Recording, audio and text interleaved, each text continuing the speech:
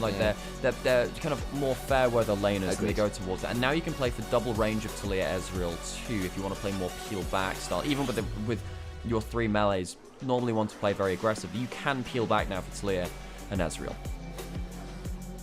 See, Montes, I can't believe we're still getting Pilk names in chat. Did you miss all of that yesterday?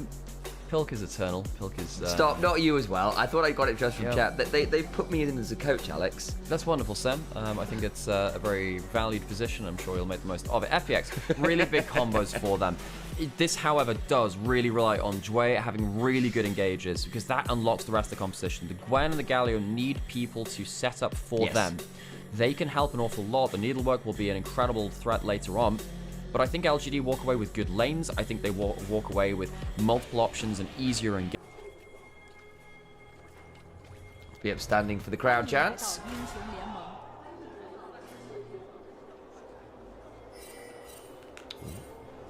Level 1. Now Climber needs to be a bit wary. Here comes the rest of FPX. Audacious charge, bit of a slow. XQW, our littlest frog in all the worlds, comes out to defend his jungler. Yeah, SQW means little green frog, right? Or little frog? Yeah, something like that. The ribbit has yet to be inhibited down here, so life is good. FPX, yeah, they could have...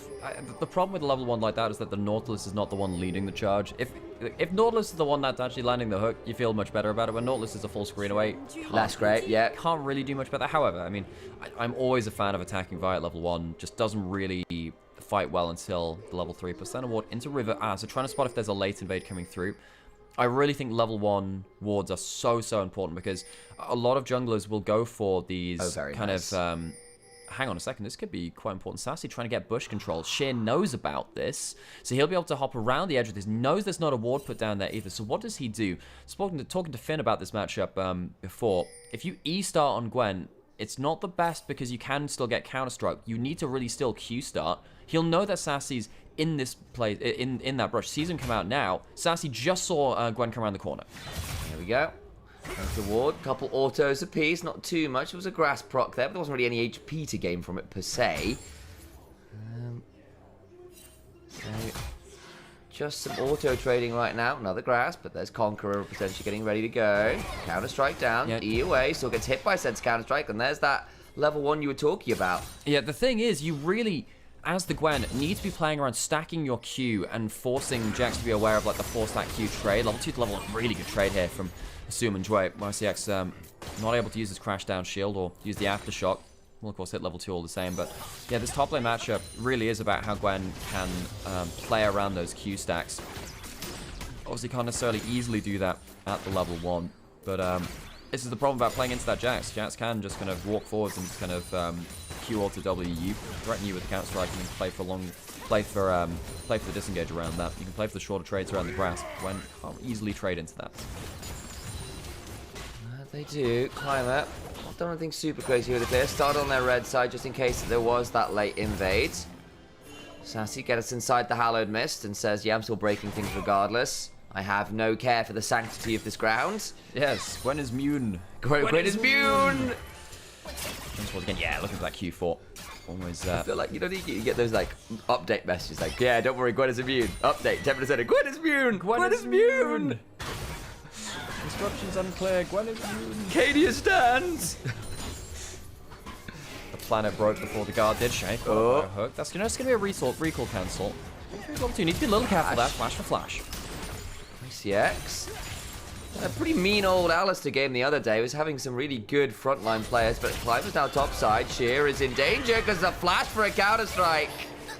And Sheer Cold comes on through. One hit KO. That is a problem for FPX. You cannot allow the Jax to get more control over this lane. There is going to be a teleport coming out from Sheer on the top side. Sassy, I suppose, not getting the kill and being a little bit further behind in terms of CS. It's not that bad right now in the top matchup, but that's a warning sign. A bit of a reality check from FPX. You cannot allow this top lane matchup to get out of control. To be very careful there, and it's a good kill to get on early. Will come at the cost of a couple camps, right? Shinzao get invade, has got a few camps ahead, and sometimes that can matter early on.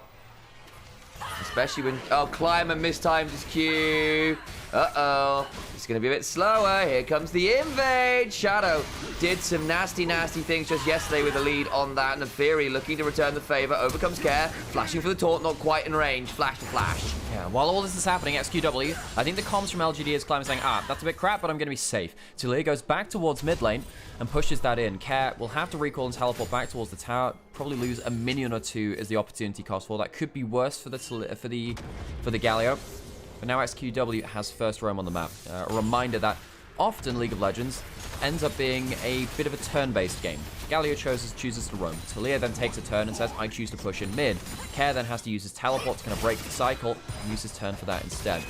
That kind of cost of what you do with your turn, often very, very important. XQW, he has himself to level 6 now. Care doesn't because he went for that roam. Could be significant. And currently it's LGD's turn, so to speak.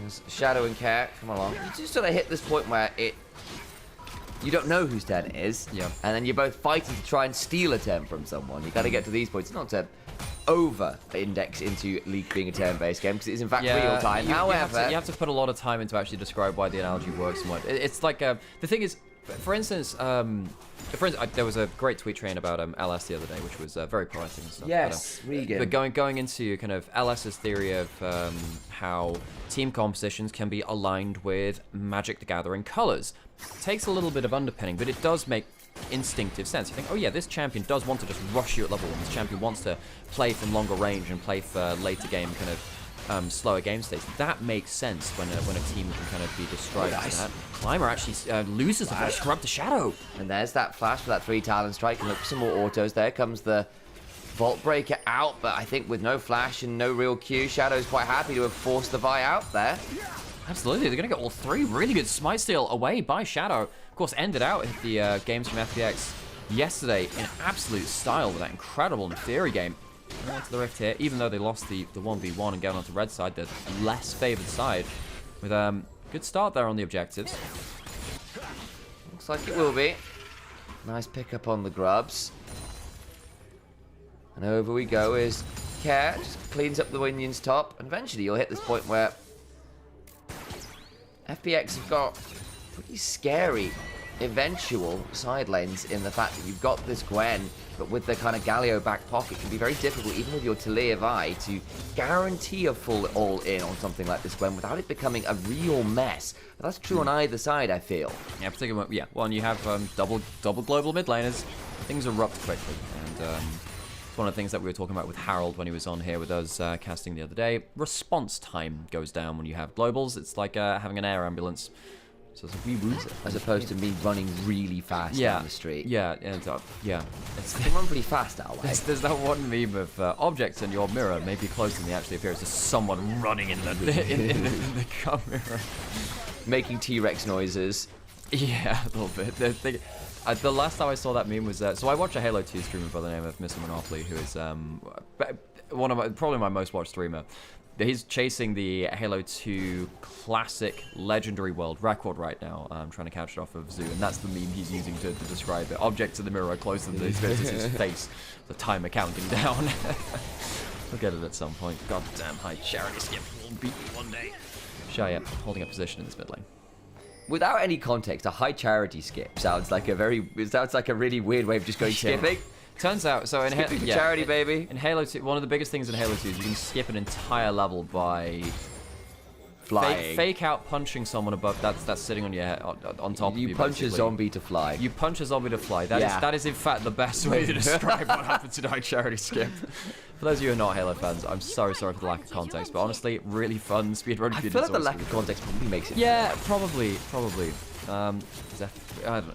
Let's get back to the game. Are you sure? I'm quite enjoying the rabbit holes we have decided to wander down. I do quite like how Jax has a pseudo Master Chief voice line. It says like, "Imagine if I had a real weapon. Yeah. I need a weapon." Yeah, it's in the same ballpark. Yep. But what's that TikTok meme? You know, like, guys won't talk to you properly. Instead, they'll just say, "I need a weapon." Oh God, it's some truth to that. Sassy has his teleport back up as the Sheer was happening. I saw that, Dwayne. You missed the Spider-Man hook. Yeah, half HP. Oh, boy. Sheer could cancel the recall with Needlework if he walks up. Shadow can do the same with Wimbledon's Lightning. Sassy's now in a bit of trouble. Where's the response time? Talir looking to recall, but can't teleport up now because Care cancels the back. I think this puts Sassy under the bus. Oh, it does, and the Observer knows it too. True Shot Barrage comes across, tags us soon, but to not really anything else. The bullet time does enough work to get out of turret range and kill off the Jax. Flash down, no dice. Plate secured as well with those 3 grubs. Honestly, very nice from FPX, and with 50 seconds on grub, they can keep people up here and look to play for the full set in about 30 seconds. Yeah, that's a good play across the map from FPX. They stop the recall on the bot side. They play off of the chunk in top, so thinking, look, it's only a half HP Jax. We can definitely play around that. Dway loses both the summoners. Shea uses it. They actually both drop the ignite at the same time. I guess there's a slight overlap on the damage there. But FPX, good play to get the tower and the kill. They're ahead of 1,000 gold now, and they managed to pull ahead in the Gwen versus Jax matchup, which we were saying very important. Did wonder whether we might see something mid lane as a result, because we see Xiaoye got that wave shoved in, but really it's only a plate and 5-6 CS he gets for it, and the Misfortune having been a part of a whole turret kill kind of doesn't care that much. Still ahead nominally in gold, and then you look towards this top jungle, you go, okay, Gwen is ahead of the matchup, scary. Shinto ahead of the matchup, kind of scary. XQW now has Galio behind him. Care's really catching out. XQW in the sideline, cancelled off the wall. XQW can't build himself, sadly, a great wall of China there. That was a bit of a mediocre one. Yeah, come on, you've got all the inspiration you need round the corner. I say that, China's a very big country, so actually round the proverbial corner. And yet they decide to have one time zone. It's a really big corner. Yeah. It's obtuse one. It could be bigger. It could be true. It could be bigger. Not an acute angle. It could be a reflex angle. Could be a reflex angle. Oh my days. Or is it like an inverted corner? No. Well, yeah, it is actually. Yeah, 'cause that's Yeah. over the 180 degrees. Yeah. Okay. Although 180 degrees is less of a corner, it's more of a line. A line. Climber. Hang on a second. He's been winning in the sideline so far. Yeah, but Galio just clears out the wave. He at least gets all the XP from that. Goes in with a Justice Punch. Decent amount of sustain there. Gets the phase rush, but to what edge? Gets mounted up on and goes down real fast. YCX has the combo and sets up Sassy for the kill, and that means they will be trading turrets here on a lot of these plates. All the while, though, Sheer is getting all of this bot side turret, so it's not as even a trade as you might think. It brings the top lane match a bit closer, though, and that's good news for this Jax. Yeah, because the kill goes to the Jax this time as opposed to just the assist earlier. Sheer can stay under this turret. Sheer, of course, one of my favorite top laners in the LPL, player that came in last year as a rookie, and had to immediately adapt to a lane swap meta. That's a very hard thing to do as a rookie top laner. You have to learn a lot of skills which you are not taught in solo queue, that you're not taught in tier 2. And I think Sheer adapted to that very, very well, despite the fact that one of his biggest strengths is that standard laning. Sheer doing very well as a rookie to pick up those skills, which can be very, very hard to do so. So, looking at this Nautilus, just hanging around, seeing whether something happens. It's that much event. LGD also did pick up that second set of grubs, worth noting, so we didn't see FPX stick around for those. Happy enough with the value they got playing the map a bit wider, and they are up a fair amount of gold, in fairness. About 2-ish thousand gold is a good marker pre-turret plates falling, all things said and done.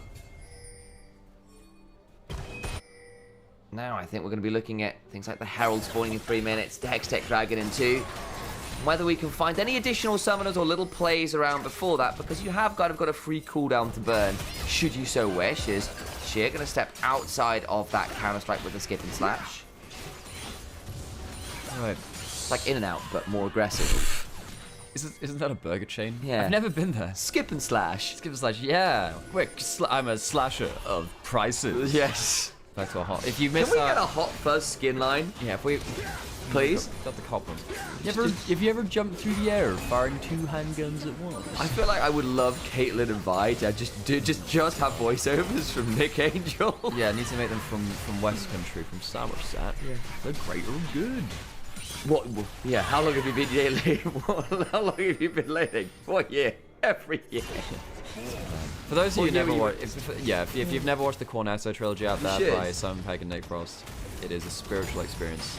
Made slightly more impactful if you're British, because it turns out while it's funny, it's actually not a bad critique of British countryside. Yeah, no, culture. like we grew up in a town not that dissimilar. No, yeah, it's true.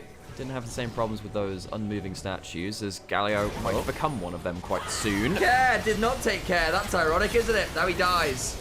Well, they no longer have a problem with that golden statue. Goes down. Care 0-2. The thing is, Care, for a lot of the early parts of this game, when we first moved into the side lanes, was getting the better of SQW. Now he's just died twice into that top lane turret for no real good reason there. Care falling behind. That's a bit of a problem. LGD would like their Galio to be impactful enough to buy time for the Gwen and Misfortune to really carry fights. 2 deaths, one from a very big turret dive and the other from not really paying attention to where the whole team could be. Did actually have Joy behind him, so I think was feeling like, okay, well, I've got my North, if we can outplay this with all the CC at the top, right? And that answer was no. Narp. Narp, yeah, that's the correct answer, you're right. You know, I know a lot of people prefer Hot Fuzz. I was a big fan of Shaun of the Dead too. Yeah. Very, very good. I think I just found Hot Fuzz a little more accomplished, if you know what I mean. Yes and no. There's some very good interviews by Simon Pegg on the nature of zombies. Because there are a lot of different archetypes of zombies now. You think about Walking Dead, 28 Days Later, I Am Legend, yeah, stuff like Wreck as well. There's all kind of occult stuff. And Simon Pegg was talking about how he doesn't like the like sprinting zombies and like superpowered zombies, because the whole thing about death is that's meant to be this, zombies are meant to be this shambling horror which you must contend with at some point, inevitable but creeping. It was really funny. He's got a very artistic kind of view on the idea. So Grub's coming up now, and let's see where the artists find their battle in war. I'll find some angles there. Crescent Guard comes on down though, and Shadow gonna be alright for now. Player. In comes the Gallia with the hero's entrance. Big knockup now onto Climber, who has to back away. Turnaround with the Magnet Storm to try and buy some space for the team to escape, but will trade their life for it. Horsey going to the glue factory this time around. Yeah, really good hook onto Shadow at the start means that he doesn't really have the mobility to stick around and play out the fight the way that he wants to. And Sassy is way too late to the play. It means that Harold goes over to the side of FPX. Dragon not over on the other side, and FPX get a good entrance into that play. They do. Sheer going to be on that one as Care comes down towards the spot side, prevents Climber from even stealing away a Gromp particularly freely. There goes that Harold tape, but now Care's under the turret, and you know who's here?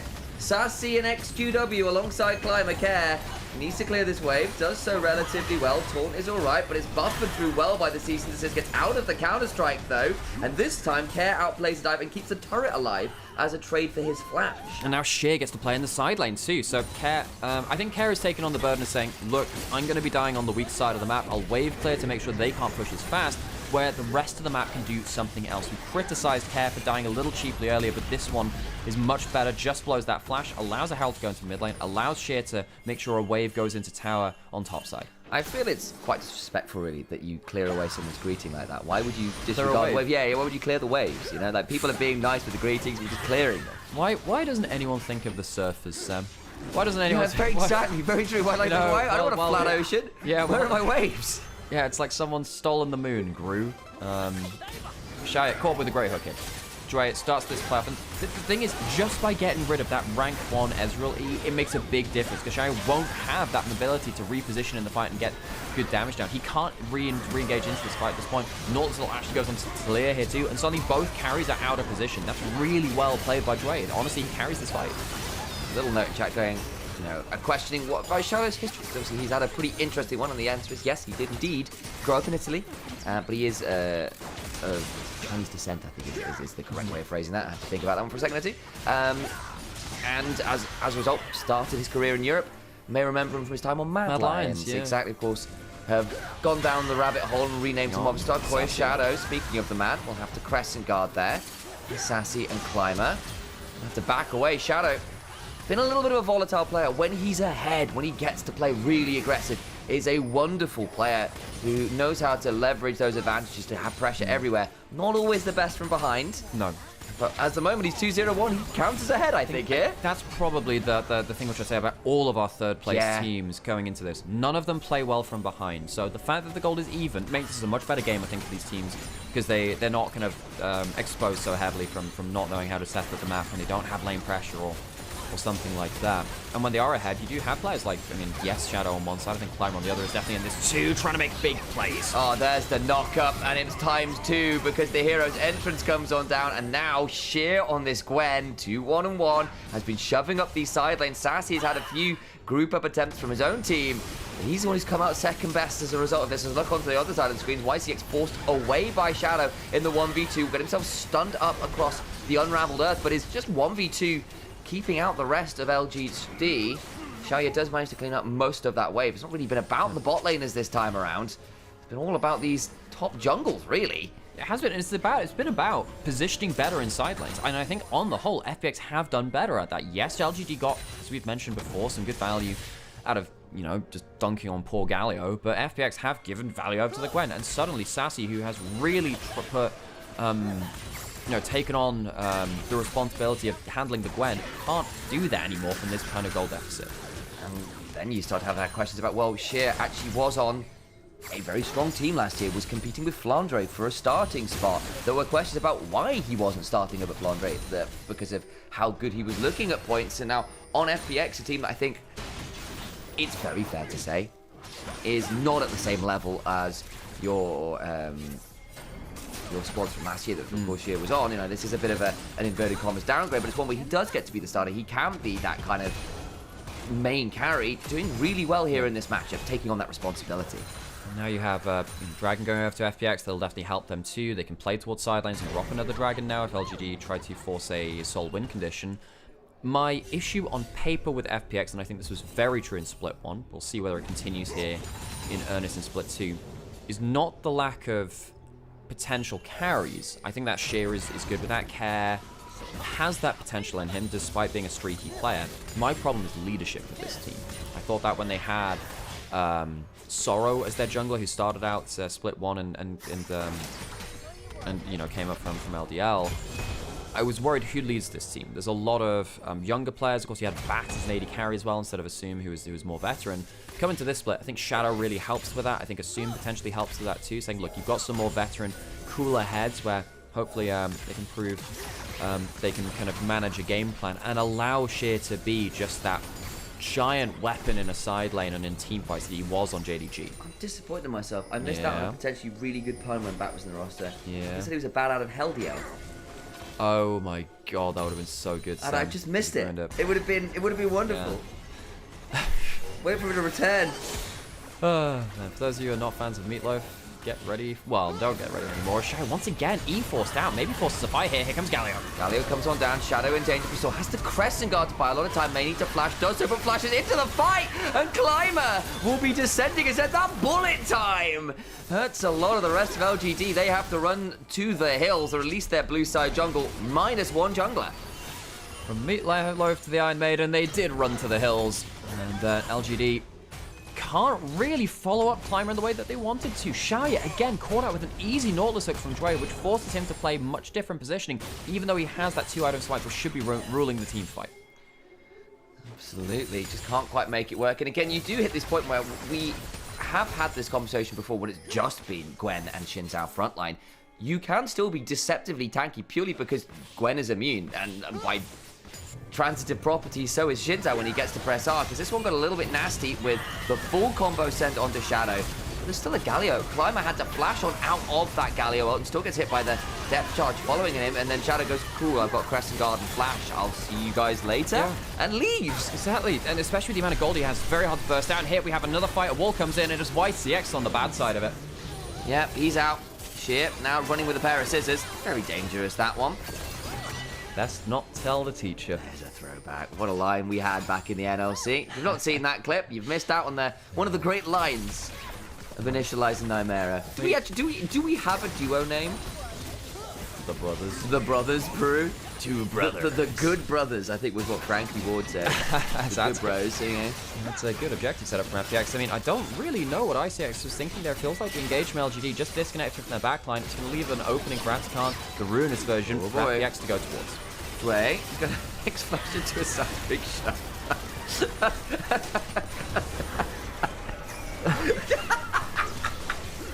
That's a god side Shadow. Shadow, He's gonna die. No, he's gonna crash the card of dreams. Sassy's backing away. They've still got that momentary time to work with the FPX. We'll game Sati at the end of this. They're going to lose 3 members across the sequence, though, as a little bit sloppy at the end of that. FPX using their solo lanes to maybe fight back. Sheer leaves Care out as Shaya picks up another kill. Somehow FPX lose 4 off of that. LGD pick up a huge amount of kills. Okay, that one wasn't fantastic from the side of FPX. And the gold lead goes back to even as a result. They do get out of card, of course, and they've got the majority of the battle, so it's still a win in that sense. However, I don't think it is that much of a stretch to say maybe we shouldn't have given over that many kills in some suspect fashions. Yeah, Joy, bad recall. He spared the blushes because he's not in the actual replay here. You know, Galio's not able to determine this fight. You don't have the Naught that's able to break up the plays, and suddenly the carries of LGD for the first time actually get a good fight. The Ezreal does a ton of damage to Galio, basically goes on a one-man mission to shut down Care and stop him from ulting into the play. Because Shaya just says, look, if Galio can't get a good ult off, then FPS can't play for the disengage in the same way that they were beforehand. And yeah, the Galio ult comes in now, doesn't have the HP because Shaya has been gunning him down the entire time.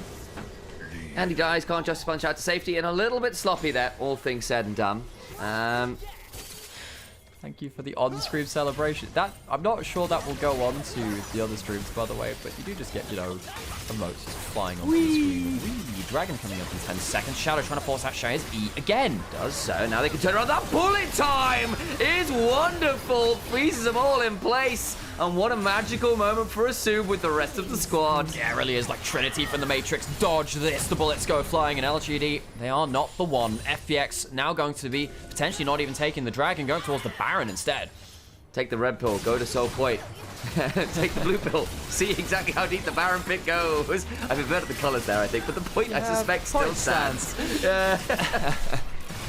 DX, hey, no Kung Fu. He showed off in that fight. Baron gonna go down. Dragon traded on the other side, so it's not Soul Point for FPX. They choose the short-term value of the Baron to try and break open the game, get themselves that monetary advantage. So, where do we go from here? There's a tier 2 bot lane that did get taken by LGD. Lion Man is asking, you know, in Nivia's chat. Sam, did you get the pilt that Lion Man sent? Yeah, I did, Lion Man. Are you in any of the Discords, Lion Man? Because our team here has created some graphics for Pilky Gaming. Legitimately we have a logo now. A logo? Oh my god. So yeah, it's in your Discord. I haven't seen that. Yeah, so just so you know, so if you're not in there, you can join the burgeoning fandom as one of wonderful Blind Hook. Blind Hook, and also while all this is happening, Jax is trying to play on the side lane. LGD can't position like this if your Jax is not going to come into the play. FPX come in with more numbers and more firepower. And FPX find themselves a significant advantage, punishing LGD when they're split. Shadow gets hit by a seismic shove, it goes ow. But again, he's got upgraded Merc Treads in a Dream, also Sun to Sky and Black Cleaver. So really, at this point, Shin's out, more than happy to take or junk or two, and then we'll can head towards some Camp to Steel, if they were up, of course. But Climber has been through here. You can tell by the fact there are, in fact, no camps.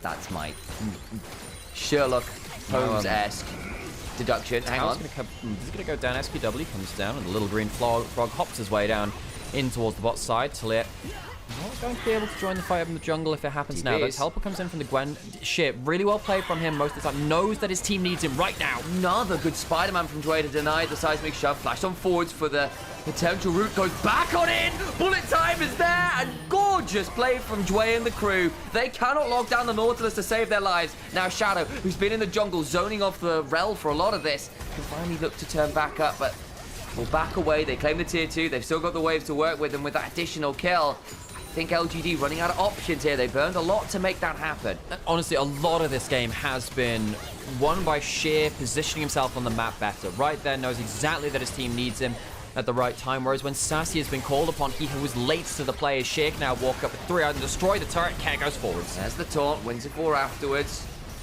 Too much more. Shadow, though, is the one being tasked with split pushing, and I can understand that he's actually the one with the ultimate for a bit more safety should people look to dive at him. Find too much. Now they're going to reset off. No interrupts on that front. 2.5 minutes till Dragon. 5,500 Baron power play will do for a short-term game, I think. Short-term game. There we go. Try that again with slightly better English. And another insane Spider-Man. I'd say Jue has been great this game. I think Joy is my MVP. He's hit some really good hooks at the start of fights, but don't kill the Ezreal, but stop him from being in these kind of plays. He is the person that's playing for the big combo, and we said this right the way from draft. Joy has such a big responsibility for setting up the engages because the rest of the team doesn't have it that easy. The Nautilus is the easy, obvious go button. He's done very well with that responsibility. That's what I say. Put a depth charge onto Climber and flash to the other side of the Jax to use the depth charge traveling to knock up the Jax mid counter-strike. Like, yeah, there's some really cool stuff. Nice. R1 target, you flash melee range of deals to get the instant knock-up. There's some nasty combos you can do. Enjoy showing mastery over the champion, which of course many LPL supports have made their name on over the years. Enjoy, one of the more rookie players in the LPL, doing well in our new support pool. Very good position this game. Sterak's just completed for Shadow as well, so this Xin Zhao getting really annoying to deal with in any reasonable time frame in the front line. Zoning off on the side all by themselves. Sheer and Asum head towards it. And the moment I say that, Shadow does get dived on. We'll have the Galliot come flying on through, but it splits YCX off, and Sheer just sticks them full of needles. Sassy goes on forward. Big counter strike will finally bring down Dwayne, but then there's a bullet time after, and Asum just unleashes. You may fire when ready.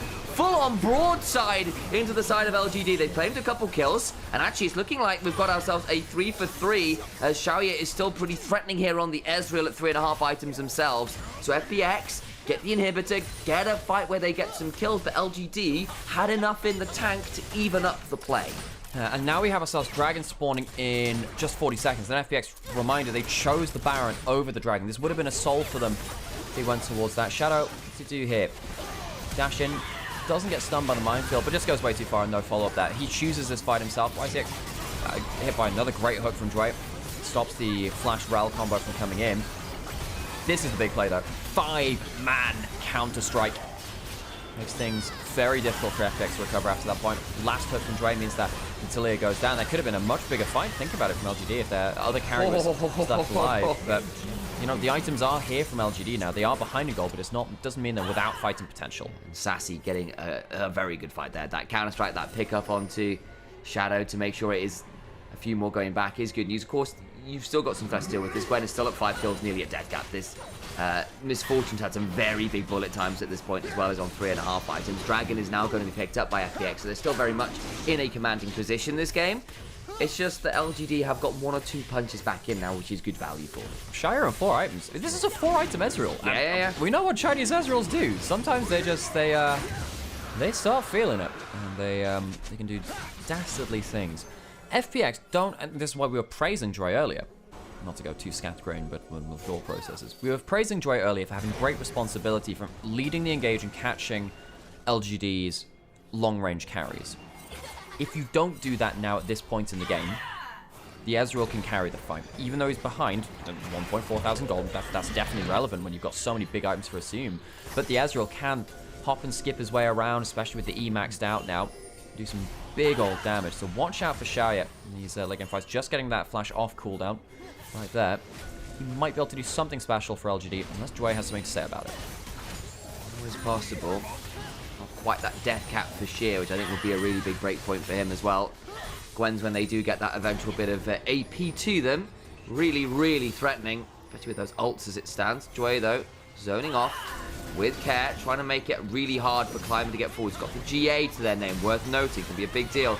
As Joy is split off from the team, Baron's going to go down, Climber's not in time. YC goes for the big engage, but the rest of the team, not quite here as yet, but there is Sassy. Assume has killed off the Rel. They're going to get another, and the GA comes on down, and they are too late to the play. They all die. As Sheer and Assume press R. Oh no, he's on vision! Gets knocked up by the 3 Talon Strike, trying to hop away, but there's a giant pair of scissors, ending Ezreal's life. Bullet time from Assume claims another. FPX will end the game off of Xiaoye over chasing onto the Nautilus with nothing left. Xiaoye, we gave him that one opening to see if he could make a difference, and he couldn't. FPX win the game through objectives and through team fights. We like Xiaoye. That was a Xiaoye. No, not this time around. That was not the great option. FPX walk on forwards. They were the ones in command from the early game. They take that initial Baron, and they run with it. Fumble around Attica, notwithstanding good stuff from the Phoenixes. They will move forward into Jin. Can we get Jin Z on the same team? Are you kidding me? That'd be so funny. Oh my. I think they need a little bit more. They choose not to go towards CC, and they go towards the Kaiser instead. Skirmishing. Your only hard CC is Alistar. However, I will say, even though the Ezreal is tricky to get a hold of sometimes, I like playing Zed into Karma and to Ezreal. Both of them you can one-shot. You can catch out Ezreal, and Ezreal only has one E. If you manage to get within your W range, you can kind of go into melee range, force his E, follow him with that, and then start chasing him down. It can be very, very dangerous. It will be all about Ultra Prime using the limited CC that they have well, and making sure they pull apart Team WE so they leave someone isolated. As soon as someone is isolated for our teams, then our Zed.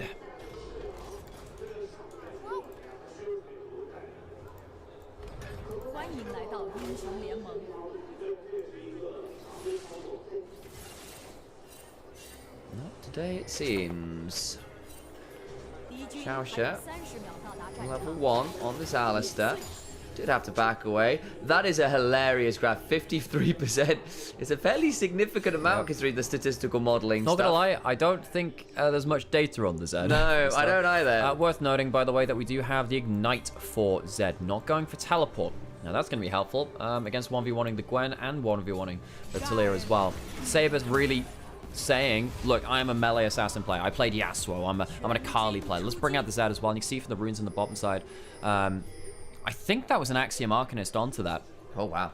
Yeah. Worth noting, though, if he gets himself his, whether he cut down or coup de grace or last stand, it does affect Ignites damage as well, because true damage is increased by that. So while we don't see many Ignites in pro play, it is affected by % damage increases now as all trade damage is. He is going for the Conqueror, likely going towards Eclipse, and then we'll see what happens after that. But typically it's Eclipse, Black Cleaver to kind of stack HP to kind of brawl with and stay in melee range for extra auto attacks. Ultra Prime really gunning for a fun draft here.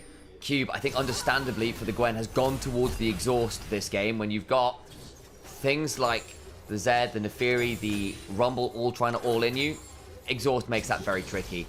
Allows Vampire to go towards the heal as well. And we did see at the level 1, barrier pop by Wacko to deal with the Mantra Q and some poke coming out of Taeyun and Vampire as the oppressive Ezreal Karma early lane can be. Right there though, Wacko gets a single target Q back as Vampire misses his Q. Can't afford to do that too many times on the Ezreal. Look, you're Ezreal Karma. You can afford to do that every so often because you're so dominant in lane, especially against this kind of duo. And I will say Ultra Prime do need to get through this early game a little bit. The Neferi will clear an amount. Not the best ganker when you don't have the best setup. He's heading from bottom side to top side.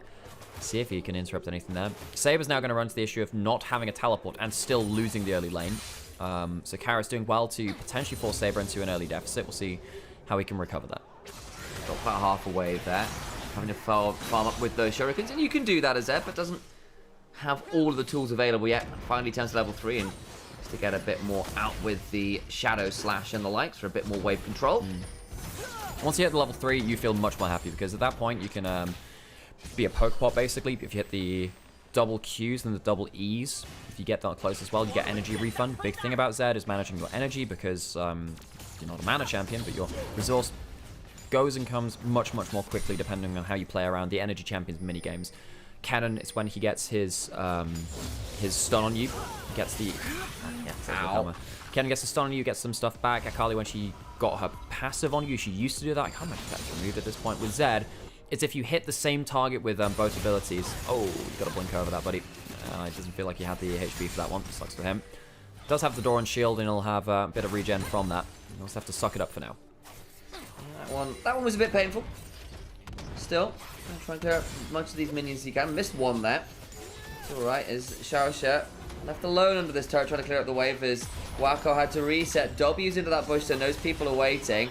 The Neferi's not in, and Neferi's not coming down here. There needed to be some awareness from Ultra Prime that you're gonna get pushed in very hard in bot lane and in mid lane. Junhao has come down to this bot side of the map now, but not before they've already dropped 30 CS to Vampire and Taeyun. Oh, this is a draft. This is a draft issue. This is the 2v2 issue. The Alistar Kaiser cannot fight against the Ezreal Karma in the early levels. Getting exhausted here. Did get overheated. Cupid has now run out of his exhaust. EGM might be able to trade back. Feels like one of the strats into that has been to run this phase rush on the Rumble to try and basically deal with the exhaust slow in particular. So it does get to walk away from that one. Mostly okay. Did take a bit of damage there, nonetheless. Does have the teleport in a way that Cube doesn't. So there'll be a room to reset that. Of course, Cube came out on top in the 1v1. True. Yeah. moments ago. Having a good little trade there, too, on this Gwen, getting the wave shoved in. Not a good look for the early lanes of Ultra Prime. No. Saber, he needs to stick around for another 2 waves or not, I guess. Karis is going to be able to teleport back in. Saber can't do that. You want to typically shove a wave, recall, and the next wave be a cannon wave, so it takes a lot longer to die to when you're not playing around teleport. And that was the way that Zed always used to play around that too.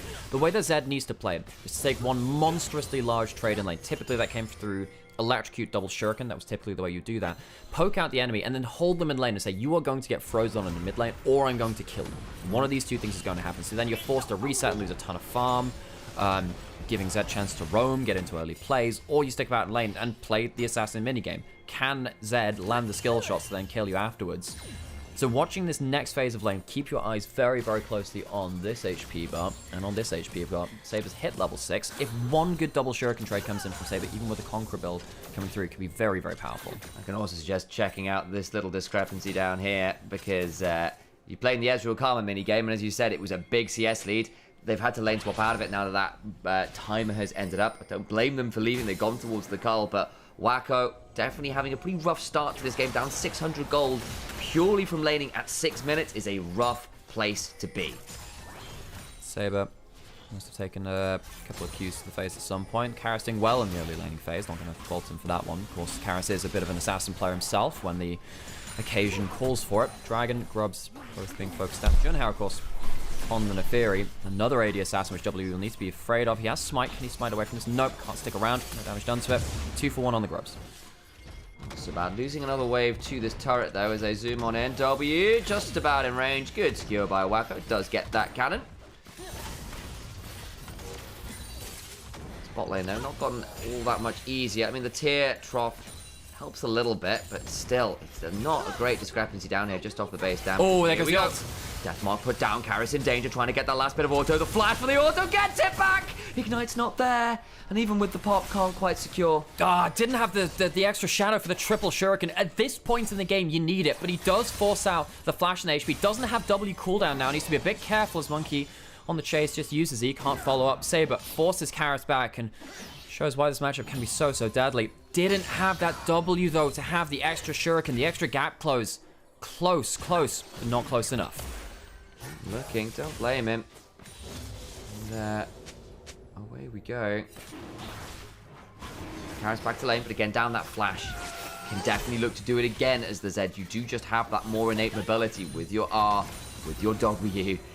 Now that the Talir doesn't have flash, if you get in range, you're likely staying there. You know, funnily enough, there was a question in chat about, well, you know, us as casters, do you have to be high ranked to get jobs in casting and stuff like that? Barrier used as between a rock and a hard place, in this case a mantra Q and a mystic shot.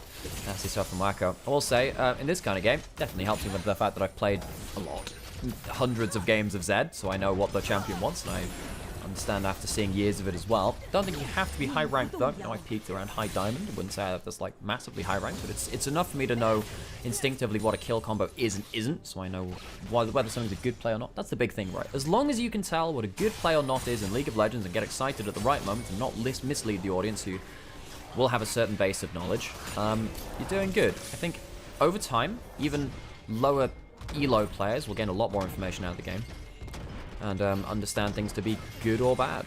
And of course here in the LPL, you're testing the game mode an awful lot. Saber has to hop out of the shove, not great there. Evening up a little bit in the CS is Saber getting towards, what we assume to be that Eclipse first item, especially with the Conqueror build. Yeah, you get a lot of value out of that. The percent HP damage, your ability to play those longer trades with the shield always feels really good. It's a nicer side lane option sometimes. You are into things like this Gwen. Sometimes you just need that little bit of extra oomph in the extended trades. Game though is about 1,000 gold towards WE, mostly found in that bot lane where it is now to an 800 to 900 gold lead. Junhao off forwards looking for the Dark and Daggers, lands one. Nice shove back, but Junhao doesn't really care all that much, especially with the dogs blocking out some of those Qs. He needs to be a little bit careful here as he's hit by the W route.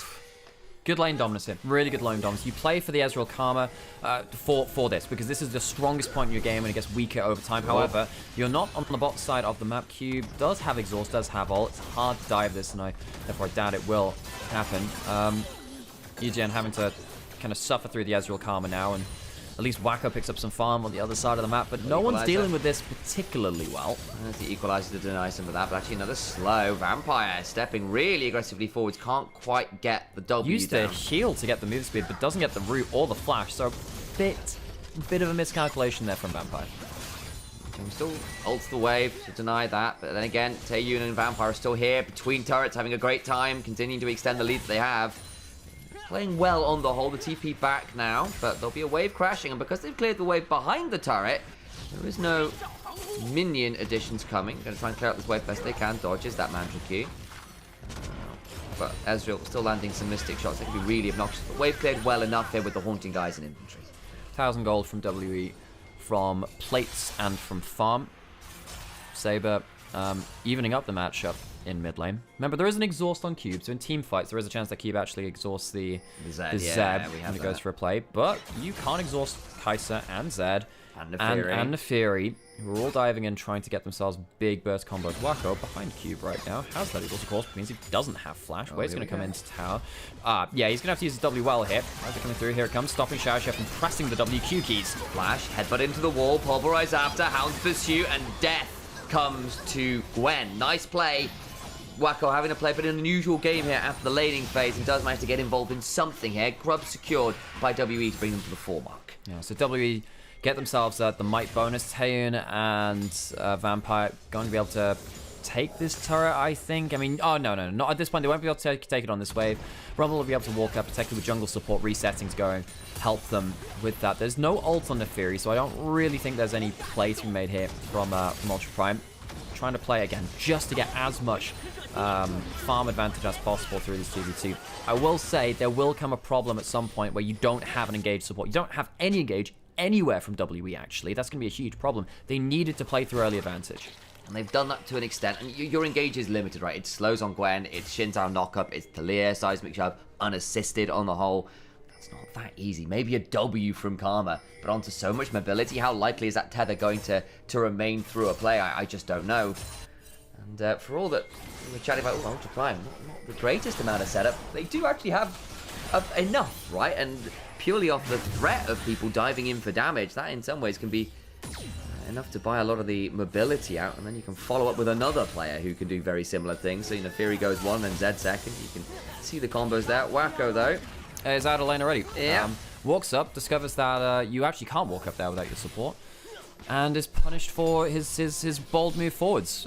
You can't play like that. This is a big play that Jun has here. Oh, in comes the Hound's Pursuit. Vampire has looked to get out and cannot do so. We said you can only flash one's great crescent guard. Cube now coming on forward. The exhaust comes down. Taeyun on a good flank angle. Monkey flashing away. Ichang taken low. Flashes out himself. And there's no audacious charge angle. Cube head-butted away. Still has another set of the needles to throw. Nice W from Junhao, denies it. Xiaoxia now dies, though, as Taeyun was untouched on the other side of the play. Well, all this is happening. Saber and Karissa are on the top side. Saber has the Eclipse, doesn't find himself an angle to go for a big play. That overstep by Vampire. You can't play like that fast and loose when you're going for wards like you can do on the champions like Rel Leona, which he's typically had more success on. So a bit of a mistake there. Luckily, his teammates bail him out for his mistake. Taeyun going to force Wacko to reset. My days, that Q looked closer than I think it was. It would have been a kill there as well. And then the other issue was True Shot Barrage. Does not catch Wacko.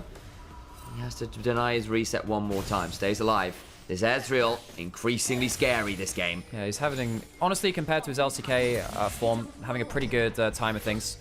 Ultra Prime not really having much to say about defending this turret. Junhao has to come over and clear the wave. I guess the Neferi is happy to get some extra gold. Jungle farm, nice old thing, but losing stuff on your AD carry, especially when they're meant to be such a core party composition, not the best. Saber, not been around for the plate for a while, going towards the top side. He's going to get himself a plate here. Might be able to get one maybe on top side, not sure what HP it was on. Yet to really see this Zed impact the game in the way that we want to. So, Monkey doesn't spot out Junhao. Oh, he spotted a dog! He spotted a dog on the sweeper, but he didn't end up reacting to it. Oh, Monkey saw that. Big mistake coming in from WE. Partly on Monkey, partly on, honestly, Vampire just believing you can work up safe like that. Yeah, I mean, if that knockback doesn't live through it, I think actually Junhao making a big mistake by pulling his ult at that point. He would have been able to get an easy kill and keep Junhao in the play a little bit longer. And as you say, great W to avoid the needlework. EGN also sidestepping it. Yeah, but Taeyun was untouched, got to come over a little later, threaten again, get that kill. That CS lead continues to grow, 45, lots of plates. It's a 1,200 gold lead individually there, and that could be problematic because you are going to need this Ezreal to do a lot of his own stunts this game. He's in a position to do so. Can you do that against a Zed and a Rumble ult? Look, put it this way: if a Rumble ult tags you and Zed follows, Zed or follows. Neferi follows, is that a? Do you have enough to survive? My initial thought is no. Yeah. Saber, by the way, maybe even going towards a Serpent's Fang second from the looks of it. Oh. Typically, I would see something like a Black Cleaver. He could go towards Opportunity. I actually think Serpent's Fang very, very valuable here. Junhau's going to spot up Vampire. Hey, he doesn't have Flash again. It's a big problem. He's so dead. The W back is good, but there's the House to turn it around. Monkey now dashes on forward, trying to get the kill. They don't secure the kill on a Vampire, who got enough healing with, in fact, that heal summon as well. Kara's coming on over, forces a flash, but now comes Ejang. Cube on the other side. Weaver's wall comes on down, and not really much more. Lot burned to keep Vampire alive, but he does so.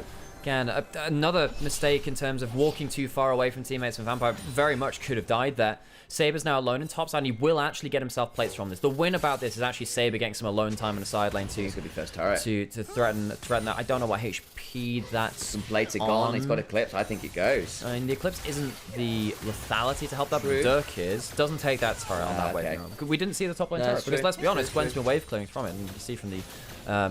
Yeah, we'll I guess hopefully we'll get a hop over towards that at some point. Level 11 on Saber now too, but this is the time to go before the Seraphs is completed. I missed that on that cube. Would have been nice to at least threaten a little bit. Of course, wants to be saving his Eclipse damage to be amped up by his ultimate too. Here we go, TP into the mid lane, headbutt, pulverize, Taeyun in danger, has to flash away, but to what end? Gets the shield from the Karma, Shaosha will ult in turn. Taeyun stays alive, but does have to burn that flash that could be really critical. Yeah, that's big. That's big. Herald's up now, and I think that misstep by Taeyun will give Ultra Prime an opening towards the Herald. Reminder that W need to be ahead and stay ahead for this competition. They're only 1,000 gold ahead. That mattered, 5-10 minutes ago because it's so early into the game when that lead was established. Matters less as the game goes on. We're going to see Cube take down this bot lane outer turret, and that will be first turret of the game, and indeed that does pop up. Sad not able to do that on the top side of the map, but I'll try and get themselves a Herald, which will allow them to contest mid lane priority for the first time in the game as Wacko misses a cannon minion. Oops. How dare you.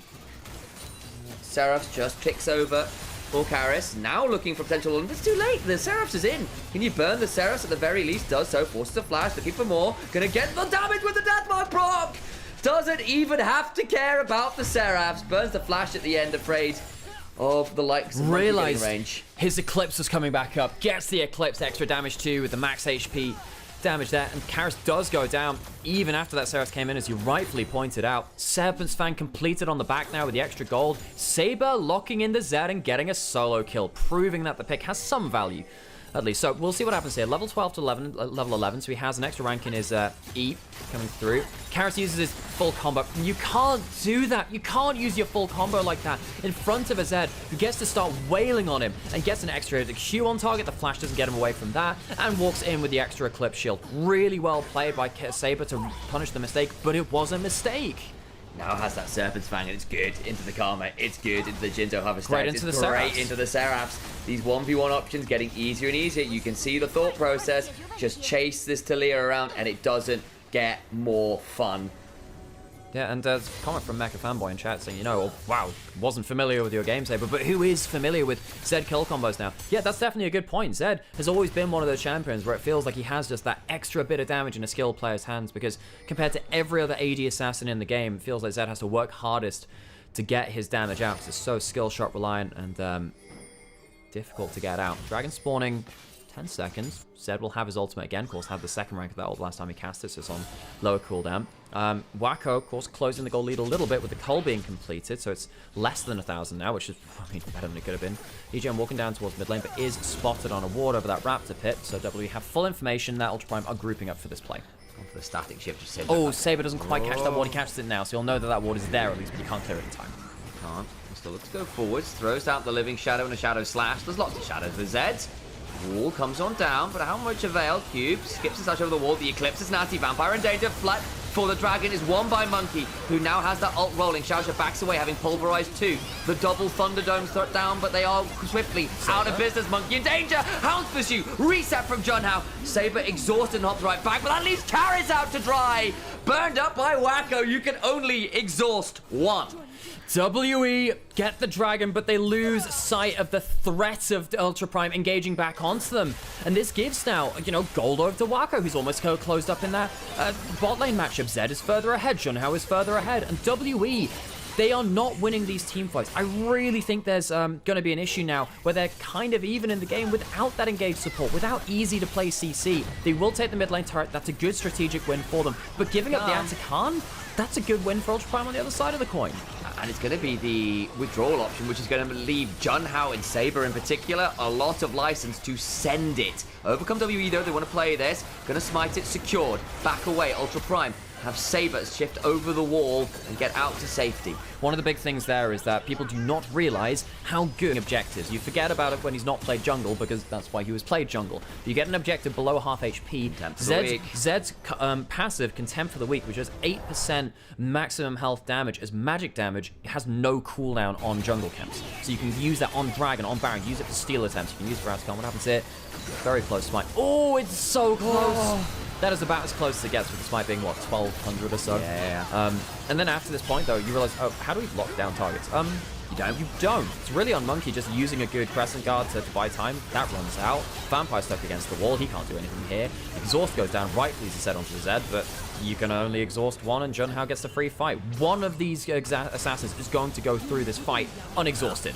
In danger, does have to call the pack. In comes the Weaver's Wall, can't eviscerate over the other side of it. Has a lot of dogs around him, and they've still got the withdrawals anyway. Wacko. Hang on. I wonder whether Saber's going to go for an all-in on bot side. I think that without the exhaust. I actually think Cube is in danger here against the Zed. He's a level up on him. But yeah, he goes. Here he goes, I think. Nice. Hallowed Mist. Won't hop forward on the Living Shadow quite yet. I think that Zed can go for that. You switch over to your W, you go inside that mist, and you can land those Qs. I actually think Saber had an all-in option that chooses not to.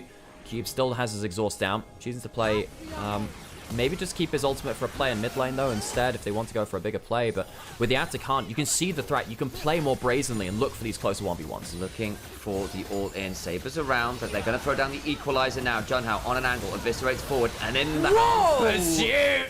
Monkey, see? Monkey dies. Saber will withdraw, but his damage is already done. Taeyu can't flash far enough away. Double to Wacko. Cube in danger. Xiaoxia backing on out. Karis tries to throw down enough threaded volleys to threaten more. They lose one withdrawal for 2 critical kills. Saber uses the withdrawal to say, look, I can die, but it's not really a true death. I'll trade for the AD carry instead. Puts the ultimate down onto him. And this is the problem with the Ezreal into this kind of draft. You can only E or flash away from one target. And there's too many people following through. Wacko gets onto the target. Junhao gets onto the target as well. And it makes it so easy. And now suddenly, Ultra Prime have themselves that gold lead. Credit to them. Ultra Prime are not good in high-pressure scenarios. They're playing much, much better today. Junhao gets himself the reset on his ultimate because it dies during the cat channel time of it. Can go onto Taeyu, who is being all in by the Zed.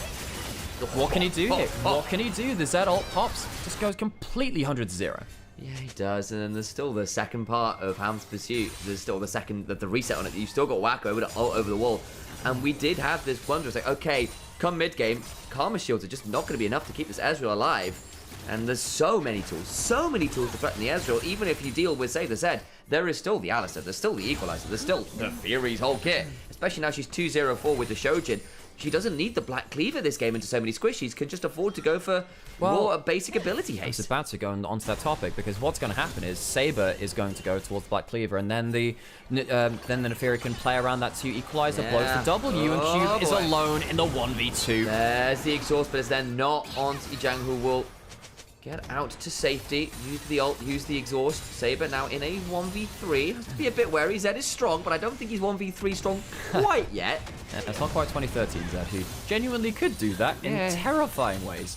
Him and LeBlanc. For those of you that didn't watch back in 2013, 2014, champions like Zed, Talon, Riven at that point could pull off incredible things as AD assassin mid laners. And yeah, Riven was a mid laner at that point. Ultra Prime going to walk down towards bot lane. 4 people strong. W have to respond to this somehow or other. Karma Cube just doesn't feel very powerful now, does it? The dopamine of the Ezreal Karma's worn off. The Akaisa is ahead of the Ezreal. Kai'Sa is also going towards AP, going towards the Nash's Tooth Neck ones for the Shiv, so you get some more magic damage on there too. Dragon started up. WE, I don't really think they want to take a fight around this right now. They're significantly far behind, but maybe they feel they have to, because if they don't, they're just going to keep bleeding out. Counter, clearing wards. Where is Monkey? Not here in time. It's gone. It's gone. 2 dragons over to Ultra Prime. Well, WE. Feels like the game's just falling away from them now. They kind of outlived their early game power spike, and now they are left with 0 CC. How do they play this draft? Baron is spawned. Maybe they can play for a bit of poke. Maybe they can play to group up, peel back with a Shinzo ultimate for your Taliyah and your Ezreal. But it feels like it is so hard to force the right kind of fight now. Seismic shove doesn't get that much value. Shashi goes forward, but it's across the unraveled earth, but W have to run away. Hound's Pursuit comes through, Vampire in danger with the Death Box on top of him. Goes down, they get the kill. That gives a reset for the Hound's Pursuit. Kara's in danger, Eviscerate forward, Taeyun falls as well. And you can't run away from this absolute onslaught of assassins and wolves. The Curs, filthy and violent, come on forwards and claim 3, make it 4. And WE, it's their jungler alone who survives. Beautiful team comp from Ultra Prime. Someone sticks their neck out and it's immediately pounced on with teeth and blade. Ultra Prime take down that Baron, and that should really set them up to just win this whole game now. We are worried about this team from how they play from behind, and this is another example of it. They're trying to put down some searching vision, but they don't realize they've already gone too far. Xiaoxia really leading the charge. Great play from the Alistar saying, look, I have enough HP. Let's go for a big old fight. We've got so much engage range. Wacko can go through. Rumble Equalizer can come through from forever. And you can't escape from both the Neferi and the Zed. They follow you too far. You can't escape the quad divers. No one can escape the quad divers. And Cube tries to do something in the back end. It's too little. It's too late. And I think for Ultra Prime, this is a team who we have been at points exceptionally underwhelmed, exceptionally disappointed by, actually. But I am glad to see this is a team that, when they can draft towards their players' champions, their style, they look like they've got something to them. Yes, it's against WE, who we've not always been sold on, but this is cool stuff to see. Xiaoxia going in again, has himself level 11, doesn't have the ult right now. Monkey may be caught out, though. Just to back away, W goes wide this time, but the Hound's Pursuit gonna go on forwards, Crescent Guard pop.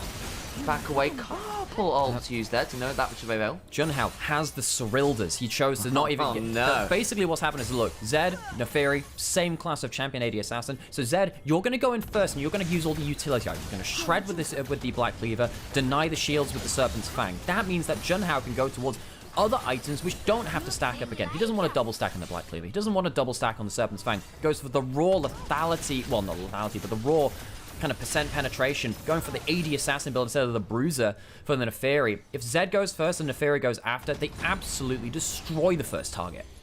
That is going to be very difficult to manage. And you've still got to deal with this Kai'Sa, who's now 3.5 items. It's a long way past the early game. And we've seen that a lot from Kai'Sas. They survive, they come into mid-game and are still just Kai'Sa. Flash for the headbutt over that unraveled earth. And even then, no. Still under threat. Oh, Monkey. Got stunned midway through his combo, can't get over the unraveled earth, so he can't get the full combo. Goes to the headbutt, but can't get the pull after. That's a push in. Zed's coming down to the play now. He is. Still with this Baron buff ticking reminder. 4,000 power and power play.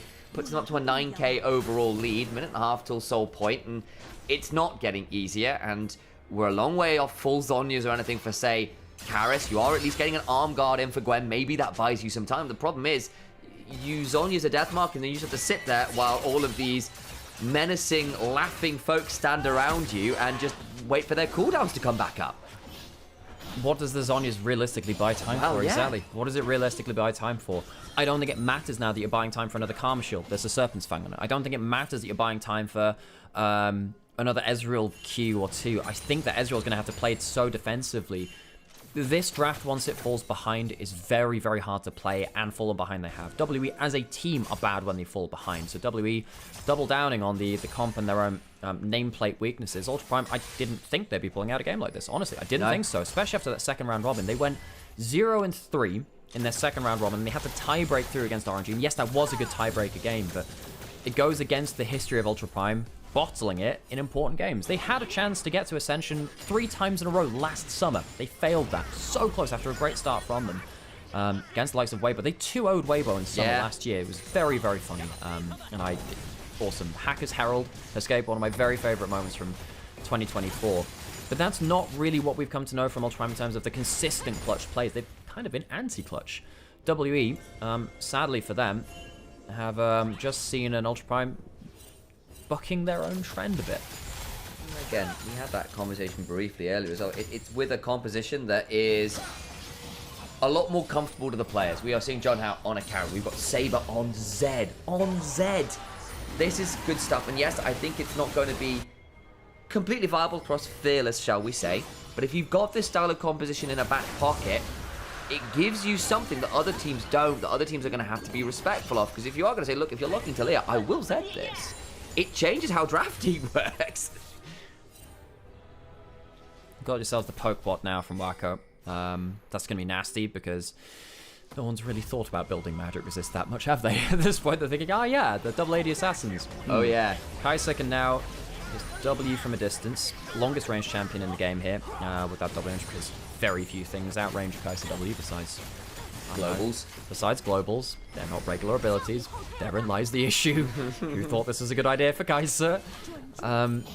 Nasa and Wacko can also go in for the very, very heavy dive with his own zone, if you haven't mentioned that already, but he's also already going in towards that Seeker's Ultra Prime in a fantastic spot. I mean, there are feats of strength for WE, but feels like that is not nearly enough. All those boots will be doing is walking him home. A couple control wards for WE that haven't been spotted out by Ultra Prime, and Baron up in, say, a minute. If you can get a topside shove, you've potentially got a way in towards that Baron, which maybe they shouldn't be allowed here, actually, honestly. I don't know why I decided to have so many clarification words after that. They shouldn't be allowed that. There's no additional statement required there.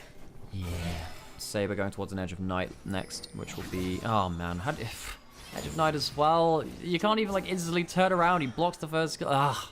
Hard stuff, folks. Hard stuff. Monkey and crew trying to push out mid wave. If they get mid lane push, maybe they can play for poke. Saber's over the wall. Junhao. Saber. Well, I think what Junhao is doing, taking away Gromp. Yes, so he's getting some. I mean, he's level 17.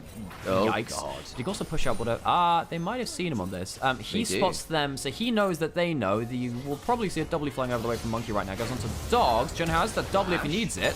May need to use it. Does just about get in range. Nearly well read by Karis, but has to burn the summoner. Those wards did turn out to be vaguely useful. In another world, that could have been a dead dog.